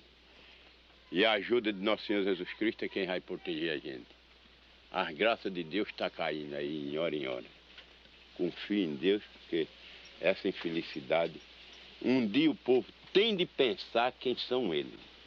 Não é possível a gente viver a vida todinha debaixo desse pé de boi, não.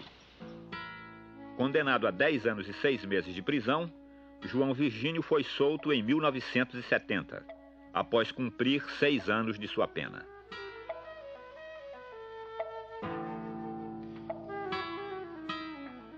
A Casa de Detenção do Recife foi desativada e transformada em Casa da Cultura em 1976.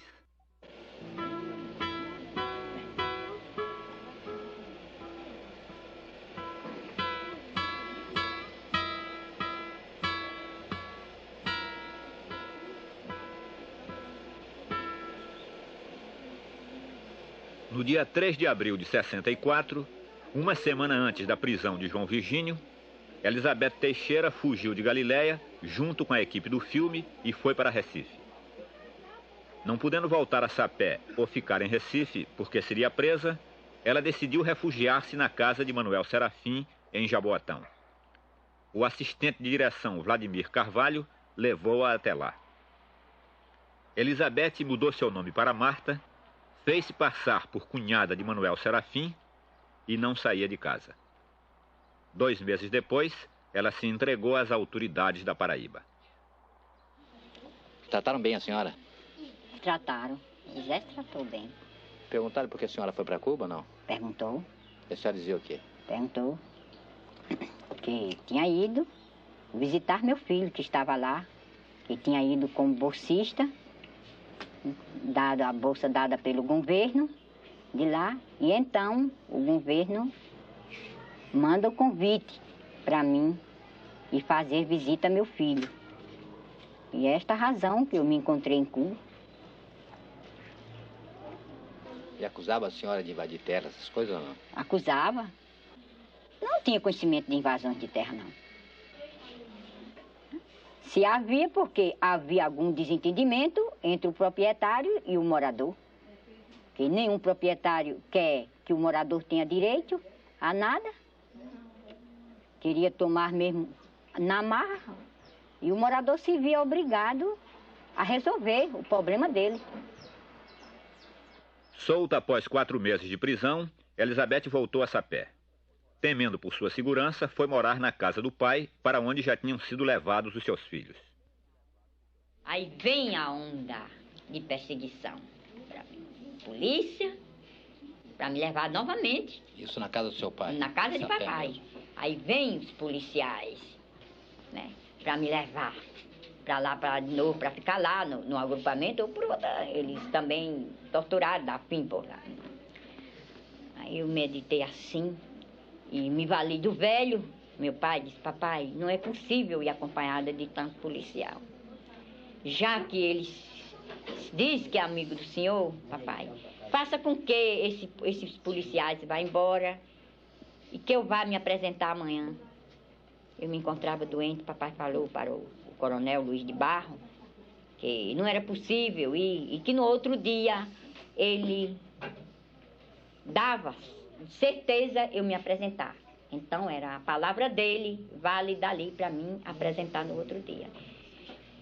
No outro dia não foi possível. Eu apanhei o carro, dizendo a papai que ia me apresentar. Mas isso não era possível. Eu sabia que ia ser torturada, ou até morta como o Alfredo, mais o menino. Em setembro de 64, pouco depois da libertação de Elizabeth, João Alfredo Dias, o Nego Fuba, e Pedro Inácio de Araújo, o Pedro Fazendeiro, fundadores da Liga de Sapé, desapareceram logo após saírem da prisão. Nunca mais foram encontrados. 3 dias depois do desaparecimento, um jornal informava que 2 cadáveres mutilados tinham sido encontrados numa estrada da Paraíba. Segundo o jornal, tratava-se de marginais eliminados pelo Esquadrão da Morte. Os cadáveres nunca foram identificados. E seu pai lhe ajudou esse tempo todo? Não. Não sei nem se são vivos meus pais. Tenho nem conhecimento se são vivos. Por que ele não ajudou a senhora? Aí, não estou sabendo. Eu não sei. Melhor ele não ter um endereço aqui. E os filhos ele não ajudou a criar pelo menos alguns? Ajudou. Ajudou. Cria 2 irmãos meus. Cria 2 irmãos seus. Até hoje nós não informamos para onde estão. Nós vamos informar agora ou não? Exatamente. A partir de agora, acho A partir de agora vamos informar tudo. para ver, facilitar um pouco lá. Eu vou tentar localizar todo o restante da família, né? Vai tentar. Tentar localizar. E a senhora, por que a senhora ficou com o Carlos de todos os filhos? Por quê? Carlos, porque é o seguinte, papai não quis ficar com ele, que achava ele parecido com o João Pedro. Ele disse que não ficava com ele. E é parecido? Parece.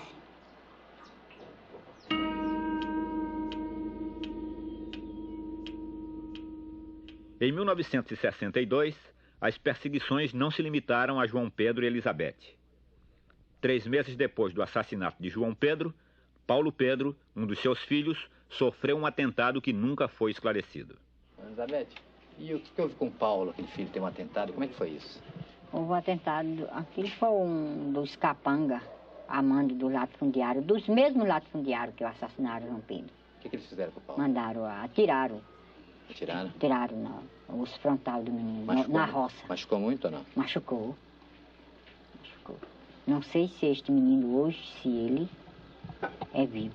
A senhora nunca mais viu? Nunca mais. Nem sabe onde ele está? E não sei onde ele está. Não tenho notícia nenhuma. Agora, e com a Marlúcia, sua filha, o que houve? A Marlúcia, ela se envenenou-se. Morreu.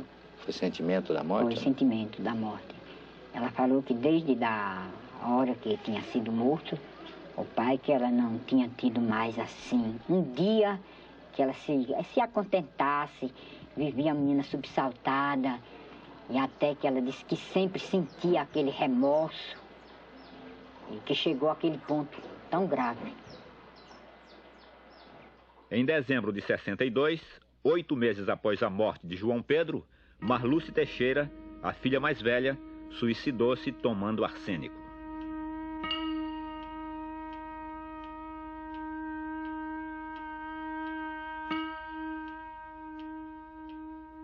E quando é que você conheceu o teu primeiro irmão?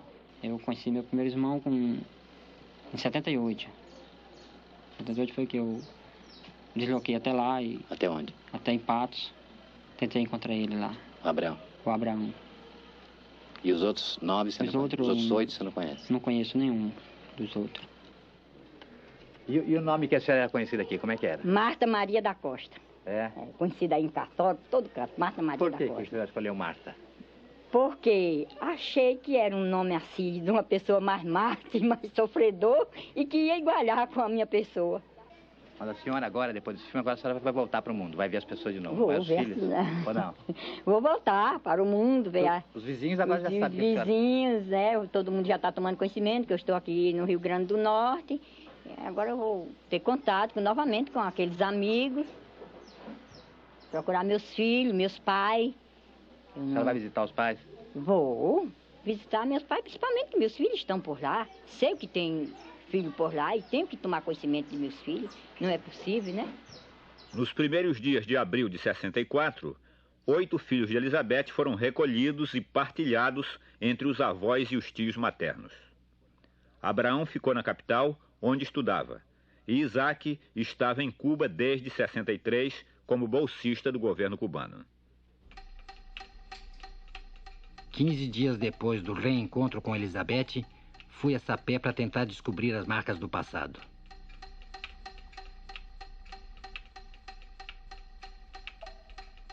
A poucos quilômetros da cidade, no lugar em que João Pedro foi assassinado, o monumento de alvenaria com uma cruz de ferro e uma placa de bronze, construído em sua memória, foi dinamitado nos primeiros dias de abril de 64.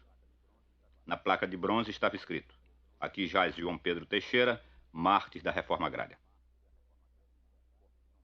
O corpo de João Pedro, na verdade, está enterrado no cemitério de Sapé, num túmulo sem nenhuma inscrição. João Pedro nasceu numa cidade próxima, Guarabira, e ficou órfão de pai muito cedo. Pouco se sabe sobre sua juventude. De João Pedro vivo, não sobrou sequer uma fotografia.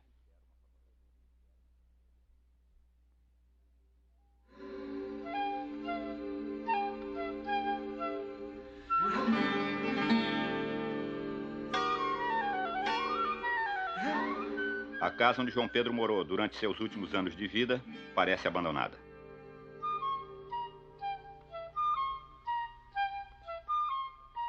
Depois da fundação da Liga de Sapé, o pai de Elizabeth, Manuel Justino da Costa, um pequeno proprietário, entrou em conflito com João Pedro e vendeu o sítio a um comerciante. Ameaçado de despejo pelo novo proprietário, João Pedro lutou na justiça até o fim, pelo direito de continuar morando no sítio ou de ser indenizado pelas benfeitorias e lavouras. Depois de sua morte, Elizabeth conseguiu ficar na terra, mas rompeu relações com o pai.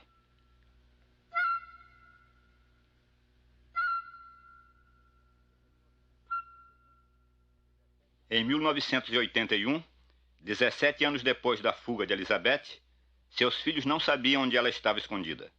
Nem sequer sabiam se ela estava viva ou morta. Bem perto da casa de João Pedro, fomos procurar sua filha Maria das Neves Altina Teixeira, conhecida como Nevinha. Sabíamos apenas que era casada e professora no grupo escolar, a uns 500 metros do local onde João Pedro foi assassinado. Há quanto tempo a senhora não vê sua mãe? Muito tempo, né? Uns 15, eu acho, sei lá, uns 12. E a senhora tem saudade dela? Tem, claro, né? Minha mãe. E seus irmãos? O Abrão e o Carlos? O Abrão também, a gente não vê. E o Carlos também. Agora os outros são mais próximos, né? A senhora não chegou a conhecer seu pai, João Pedro, chegou? Conheci. Quando ele morreu, parece que eu tinha 6 ou 7 anos. Lembra dele? Muito pouco. É sua filha? É. Como é que chama? Juliana Elizabeth Teixeira do Nascimento. A senhora botou Elizabeth no nome? Foi. Juliana Elizabeth. Por que a senhora botou? Que é o nome da minha mãe. E como é que a gente viu o Pedro, meu irmão seu? Peta? É. Na casa do meu avô aí, na casa do Farinha, sabe onde é? A gente vai lá e recebe bem a gente, ou não vai dar notícia? Eu não sei, porque meu avô é meio cismado com essas coisas, sabe? Outro dia até, vieram umas pessoas aí num carro, não sei se eram, como é, ladrão de gado, sabe? Sei que aparecia essas pessoas, cada dia, cada semana era um carro. Ele ficou até, muita gente, ele não pensou nem isso, nem a família. O pessoal de fora mesmo foi que foram lá e dizer, pode ser a Elizabeth que quer até lhe matar, ele, sabe? Muita gente foi. Aí ele botou na cabeça, né, já velho. Ficou pensando que era ela que que mandavam matar ele ou roubar alguma coisa. Sei que apareceu. Eu acho que era até ladrão de gado, né? Manuel Justino e João Pedro Teixeira Filho, Peta, aceitaram ser filmados. Mas o pai de Elizabeth logo se arrependeu e escapou para dentro de casa. Teu avô que te criou? Foi quem me criou desde novinho. Minha mãe foi embora quando ele trouxe tudinho pra aqui. A família todinha, veio lá tudinho. Ele ficou com ela aqui, com tudinho aqui. Aí foi que o tio saiu, levou um, levou outro, saiu criando devagarzinho, né? Aí criaram, todo mundo criou a família. Se fosse a família aqui, não tinha muito tudinho. Porque ficamos dentro de uma casa, 12 filhos dentro de uma casa, passando fome. Se não fosse a família, não tinha morrido. A família do velho trouxe tudinho, botou aqui. Aí cada um levou um. Aí ficou 3 aqui. Aí eu ainda tô, e 2 foi embora para o Rio, tá no Rio, 2. Mas nós estamos vivos por causa da família. Se não fosse família, mas com tudo isso eu não tenho raiva de minha mãe. Eu quero ver ela, todo tempo que ela desaparecer aqui, eu tô para ver ela. Quer onde eu puder ir, onde eu souber que ela tá, eu vou bater lá. Você tem o retrato do teu pai ou não? Tem não, o retrato do meu pai não tem não. Nada, nem meu pai nem minha mãe não tem nada, não tem lembrança nenhuma. Fiquei com 4 anos de idade. 4 anos eu fiquei. Quando seu pai morreu, você tinha 2 anos, né? Quando meu pai morreu, estava com 4 anos. Eu nasci em 60 e em 64 ele mataram ele. Não, morreu em 62. Hã? 62 que ele morreu. Ele morreu? É. Eu nasci em 64, eu não tenho. Eu sou pequeno, era pequeno, não tem lembrança. Tá. Eu vou dizer, né? Você que fez de novo o túmulo do teu pai? Foi, filho. A coisa dele fiz de novo, porque o negócio do povo tá baixo, né? Ficar aí, eu só tenho aqui somente. Como filho, né? Eu digo, eu vou levantar com meu pai, porque não é possível, né? Botar água da base dele, eu não podia fazer outra, eu tinha que fazer outra, né? Trabalhei, quando eu pude fazer, eu digo, vou fazer. Filho do meu pai, porque eu tenho lembrança dele, né? Sabia onde era o lugar que me mostraram, né? A minha família me mostrou. Onde era, eu mandei fazer de novo. E nós temos sem de vela, né? Tudo bem, pronto. Por que o seu mané não quis tirar retrato? Porque o cabra já velho com 84 anos, né? Não tem que pensar como a gente tem, é como pensar de menino, né? Após muita insistência, Manuel Justino resolveu sair e falar. O senhor não se deu nunca bem com o João Pedro, não? Não. Eu não mandei chamar ele aqui. Ele veio. Eu dei uns conselhos a ele disse que não estava ouvindo isso, não. Eu digo que o senhor nunca teve bem com ele, não? Não. Mas era uma pessoa bom marido ele, né? É. E no fim, tornou-se meu inimigo, dizendo que se eu entrasse dentro, se pusesse os pés lá dentro do sítio, ia pôr pau. Quem dizia isso? Ele, o marido dela. João Pedro? Disse, ele não é besta para mexer aqui dentro. Ele dizia. Agora vou aqui para o meu serviço. Obrigado, até logo. Durante toda a conversa, o pai de Elizabeth jamais pronunciou o nome de João Pedro. Ainda muito ativo aos 84 anos, Manuel Justino tem uma pequena fábrica de farinha e sai todos os dias para comprar lenha e mandioca nos sítios das redondezas. João Pedro Teixeira Filho ajuda o avô como motorista. Nessa estrada, logo adiante, ainda nas terras de Manuel Justino, João Pedro foi assassinado. No tempo das ligas, Elizabeth passava por aqui, liderando passeatas de camponeses até o monumento em memória do marido. Caxias, Baixada Fluminense, Estado do Rio de Janeiro. Outubro de 1981, 8 meses após a filmagem do depoimento de Elizabeth.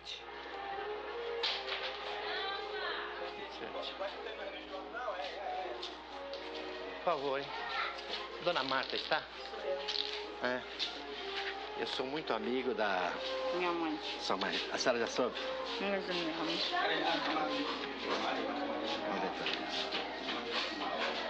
Tem luz aqui? Tá bem. Seu irmão Carlos. Você conhecia, lembra dele? Você é lá do Rio Grande do Norte, que nós fomos ver ela lá, viu? Aquela lavando roupa no rio. Que ela aqui, ó. Ela mandou um grande abraço pra você, viu? E ela veio te ver.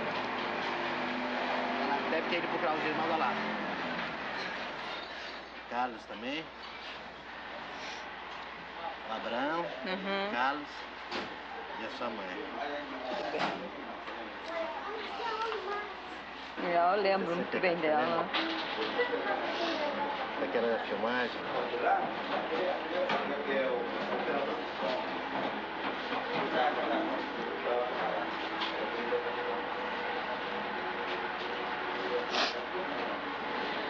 Você veio pra cá quando, Rodrigo?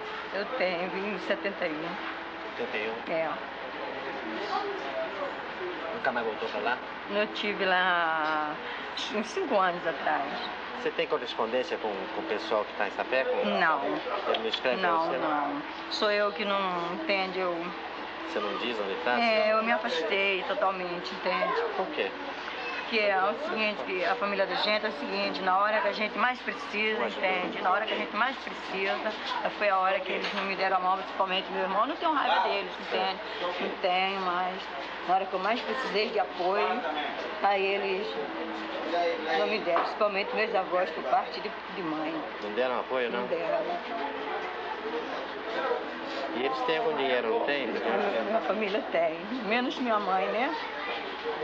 Mas você não tem mágoa de sua mãe, não, né? Não tenho. Apesar dela ter me dado ainda estava no ventre dela, ela me deu para minha avó, apesar disso tudo, mas eu não tenho. Tenho raiva dela. Por que ela deu para sua mãe? Não sei. Não sei mesmo. Nós fomos 12, né? Nós fomos 12. Então, dos 12, só a mim que ela deu. Não era nem... Você lembra do seu pai, João Pedro? Lembro.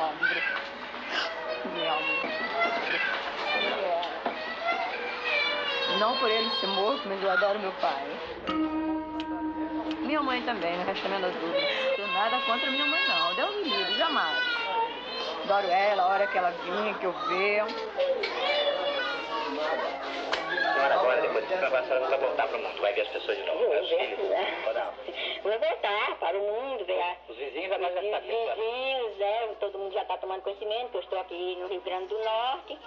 Agora eu vou ter contato novamente com aqueles amigos, procurar meus filhos, meus pais. Você vai visitar os pais? Vou visitar meus pais, principalmente meus filhos estão por lá. Sei que tem filho por lá e tenho que tomar conhecimento dos meus filhos. Não é possível, né? E os vizinhos não sabiam nada, senhora? Os vizinhos não sabiam nada. Papai mesmo acha que eu fui morta ou estou no exterior. Não, os vizinhos daqui. Você veio para trabalhar? Vim para trabalhar. Você trabalhou onde? Trabalhei aqui esqueci até o nome da rua, aqui em Caxias mesmo. Estava já bem grávida do meu filho mais velho. Então, ele tem 10 anos hoje. Veio com ele já? Vim grávida. Tem um filho aqui? Vive aqui. Logo no início eu tinha uma situação financeira boa. Cheguei a ter carro, cheguei a ter joia, cheguei a ter tudo. Aí depois o rapaz que morava com ele, inclusive vocês foram até lá, o Manuel Alves, lá na rua Feliz Arre Forte, 66, né? Morei com aquele senhor 10 anos, mais ou menos, tenho 3 filhos com ele.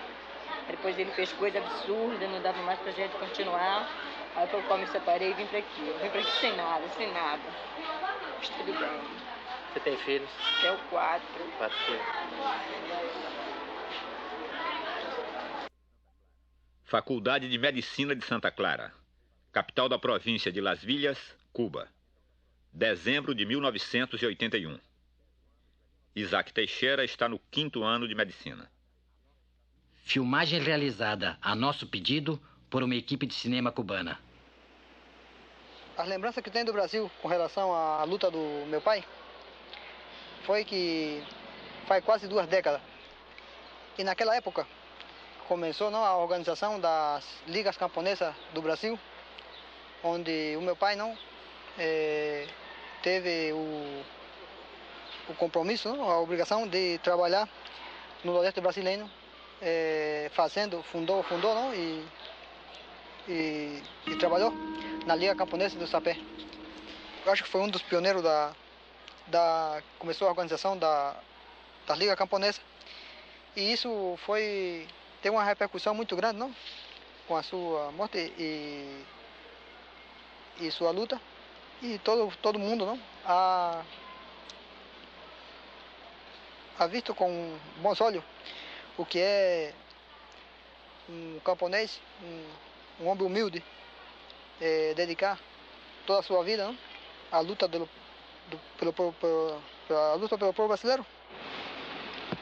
Segundo, Por favor, José Eudes. É? José Eudes.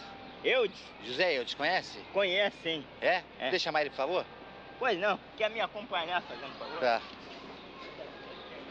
Ele é vigia aqui, né? É? Ele é vigia aqui? É. Aqui eu disse, você é de onde? Da TV ou da Globo? Não, é cinema. É tipo televisão, é reportagem, mas é cinema. Travessa da Avenida Brasil, no Rio de Janeiro. Entrada para o depósito de uma firma de engenharia. Maio de 1982. 1 ano e 3 meses após a filmagem de Elizabeth.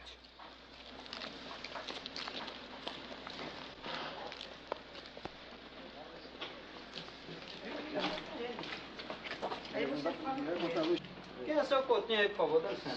Sou eu. Só o senhor que pode entrar, que eu quero trocar uma ideia com o senhor. Tá. É um prazer em conhecê-lo, José prazer. Eudes. Dá licença, só ele que vai entrar aqui. Dá licença aí, camarada. Tá legal. Eu vou trocar uma ideia com ele em particular, tá? Dá licença aí.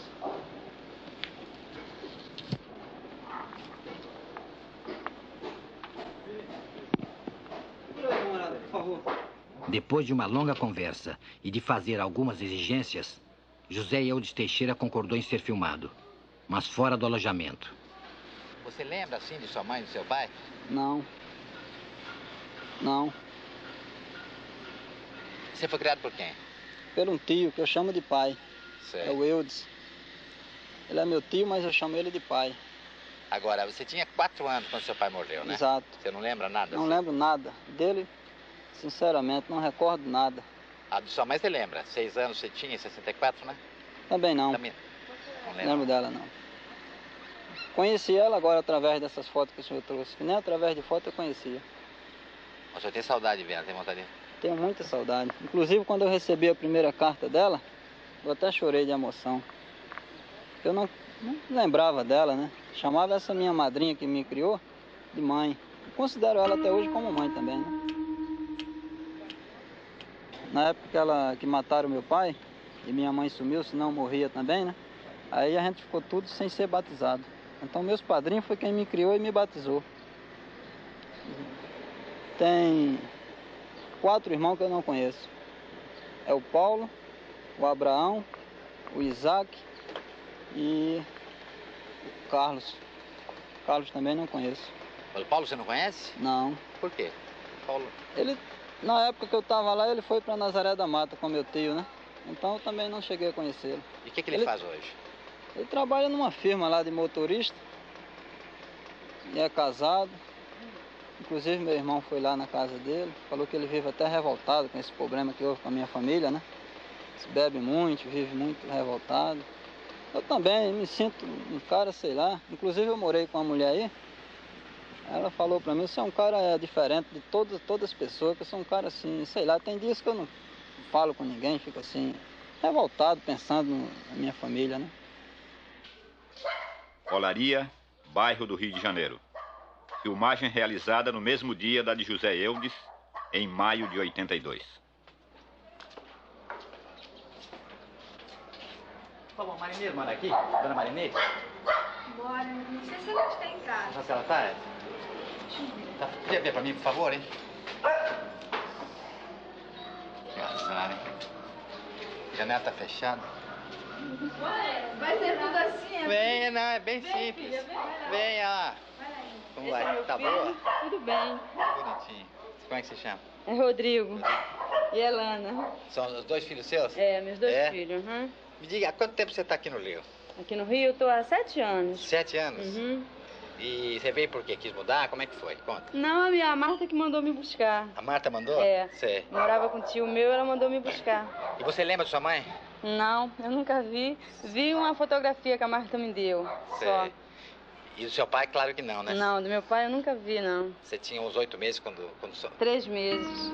né? É. 3 meses. Possamos Tem ir vontade lá. de ver ela, não? Tenho, né? Hã? Ou você tem mágoa Tenho. assim? Mágoa não, não tenho mágoa nenhuma, não. Nenhuma. Pra você ela escreveu? Minha mãe É. escreveu 2 O que vezes. ela conta nas cartas? Essa aí foi a primeira que ela me escreveu.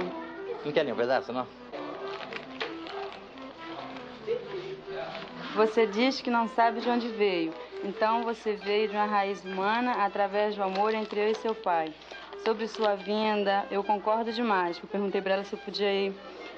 Pois era isso que eu desejava de me encontrar de me encontrar com todos os meus filhos, com todos vocês, graças a essa abertura política que vai fazer com que eu me encontre com todos os meus filhos, que a mim não coube conviver com vocês, criá-los e amá-los, mas como o destino não quis, será o que Deus quiser, mas será a minha grande alegria passar pelo menos um dia reunido com todos os meus filhos, para rever a nossa ausência.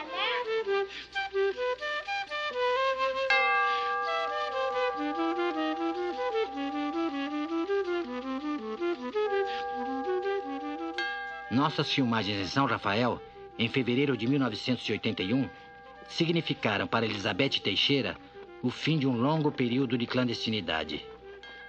Ao concordar em ser filmada, ela deixava de ser Dona Marta e voltava a ser Dona Elizabeth. Dona Elizabeth, a senhora lava a roupa pra fora? Lavo. E o que mais que a senhora faz para ganhar a vida? Em bar, lavando louça, enxugando. Depois ensino os meninos. 4 vezes 1. 4 vezes 1, 4. 4 vezes 2. 8. 4 vezes 3. 12. 4 vezes 4. 4 vezes 4, 16. 4 vezes 5. 4 vezes 6. 4 vezes 7. 4 vezes 8.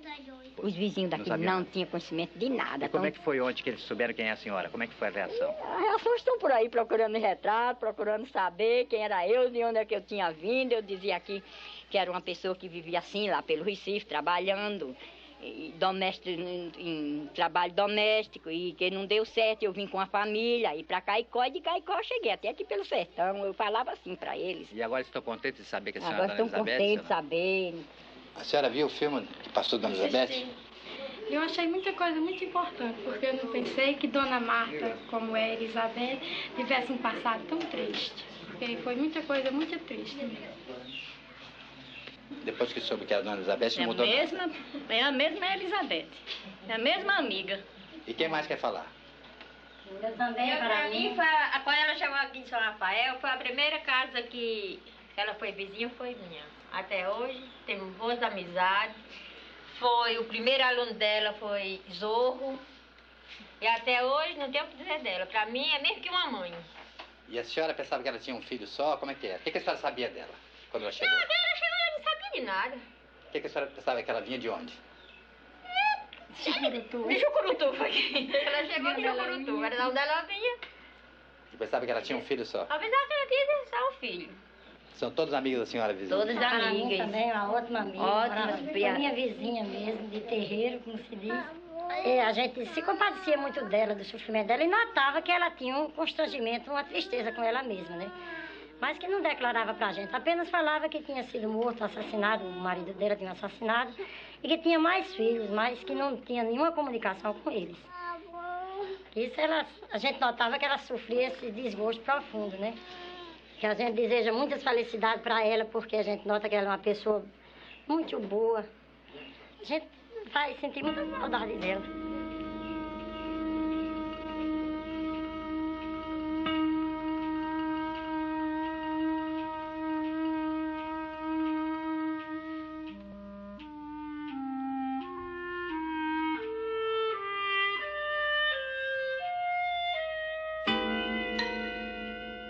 Ele é presidente do sindicato.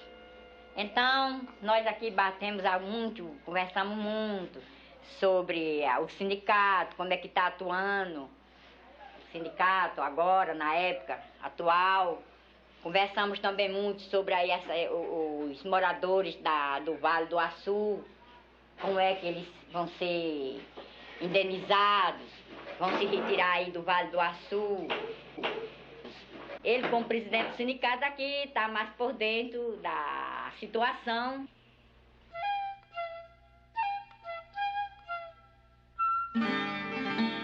São Rafael é uma cidade em extinção. O Departamento Nacional de Obras contra as Secas está executando um projeto de irrigação através da construção de uma grande represa. As águas inundarão todo o município. Como não possuem o título de propriedade de suas terras, os pequenos proprietários de São Rafael estão recebendo uma indenização que não consideram satisfatória. o sindicato local lidera a luta por uma indenização mais justa. E a dona Elizabeth ajuda o senhor nesse trabalho? Que ela... Ajuda porque ela, em conversa com ela me orienta o que sofreu, eu oriento a ela o que estou sofrendo. Aí nós conversamos muito a esse respeito. E ela, o senhor sabia já que ela não era Dona Marta, era Dona Elizabeth ou não? Ah, sabia sim. Há quanto tempo o senhor sabe? Ah, sabia talvez assim há um ano, que veio se aproximar mais ao conhecimento. O senhor sabia quem foi João Pedro Teixeira? Ah, sabia sim. Quem que ele foi? Foi um grande líder. De onde? Da Paraíba, lá de Sapé, né? Porque em contato com ela contando o sofrimento, e eu, com a solidariedade com ela, eu alcancei que o sofrimento dele é de todos nós líderes sindicais, somos perseguidos pelo latifúndio, pelas as próprias autoridades do município, do estado e do Brasil. Elizabeth, vamos sair então, a gente vai se despedir, que a gente vai arrumar a mala e equipamentos, e daí então vamos até lá fora então?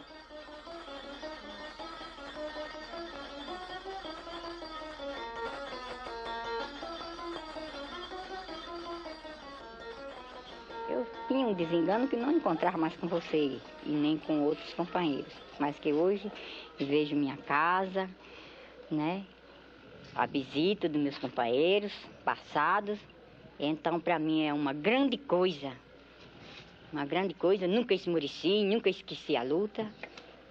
Fiquei recostado, porque esse era o último jeito, mas hoje nós agradecemos muito ao nosso presidente ter concedido esta honra de hoje. Nós já estamos conversando e palestrando, encontramos com os nossos filhos, com os nossos pais, com os nossos parentes. Vocês pegaram logo assim numa situação, porque vocês sabem, eu muito emocionada, há esses 16 anos, o Abraão nunca tinha vindo aqui, então com a oportunidade dele vir, e vocês, e eu fiquei muito emocionada com a chegada, né? Eu não esperava uma coisa assim. Ele telefonou e disse que viajava para cá. A menina ouviu o telefone e falou para mim que vinha ele, outro irmão e o Carlos. Vinham os 3 irmãos.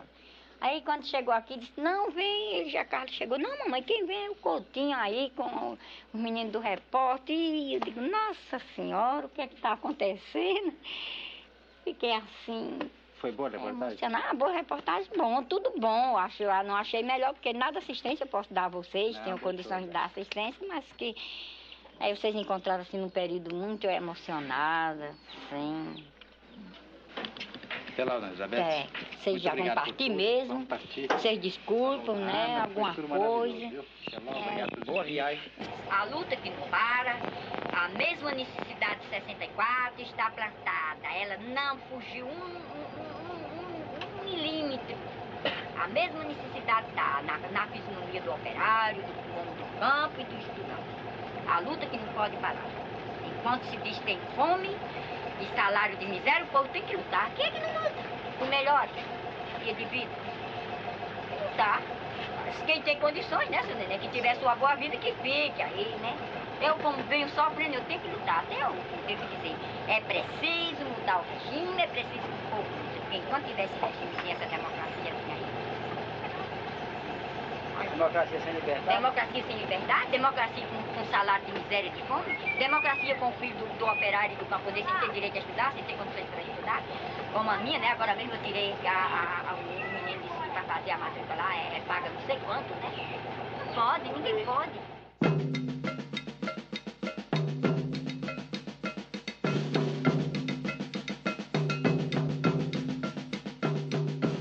Um mês depois, Elizabeth Teixeira deixou São Rafael e foi morar em Patos, na Paraíba, com seus filhos Abraão e Carlos.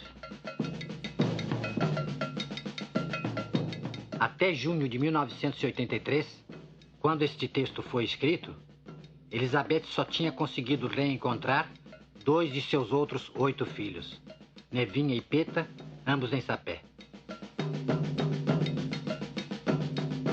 Nossa última filmagem com João Virgínio foi no terreiro de sua casa, no domingo de carnaval de 1981. 10 meses depois, João Virgínio morreu de ataque cardíaco neste mesmo local. Ele foi enterrado no cemitério de Vitória de Santo Antão, ao lado de Zezé da Galileia.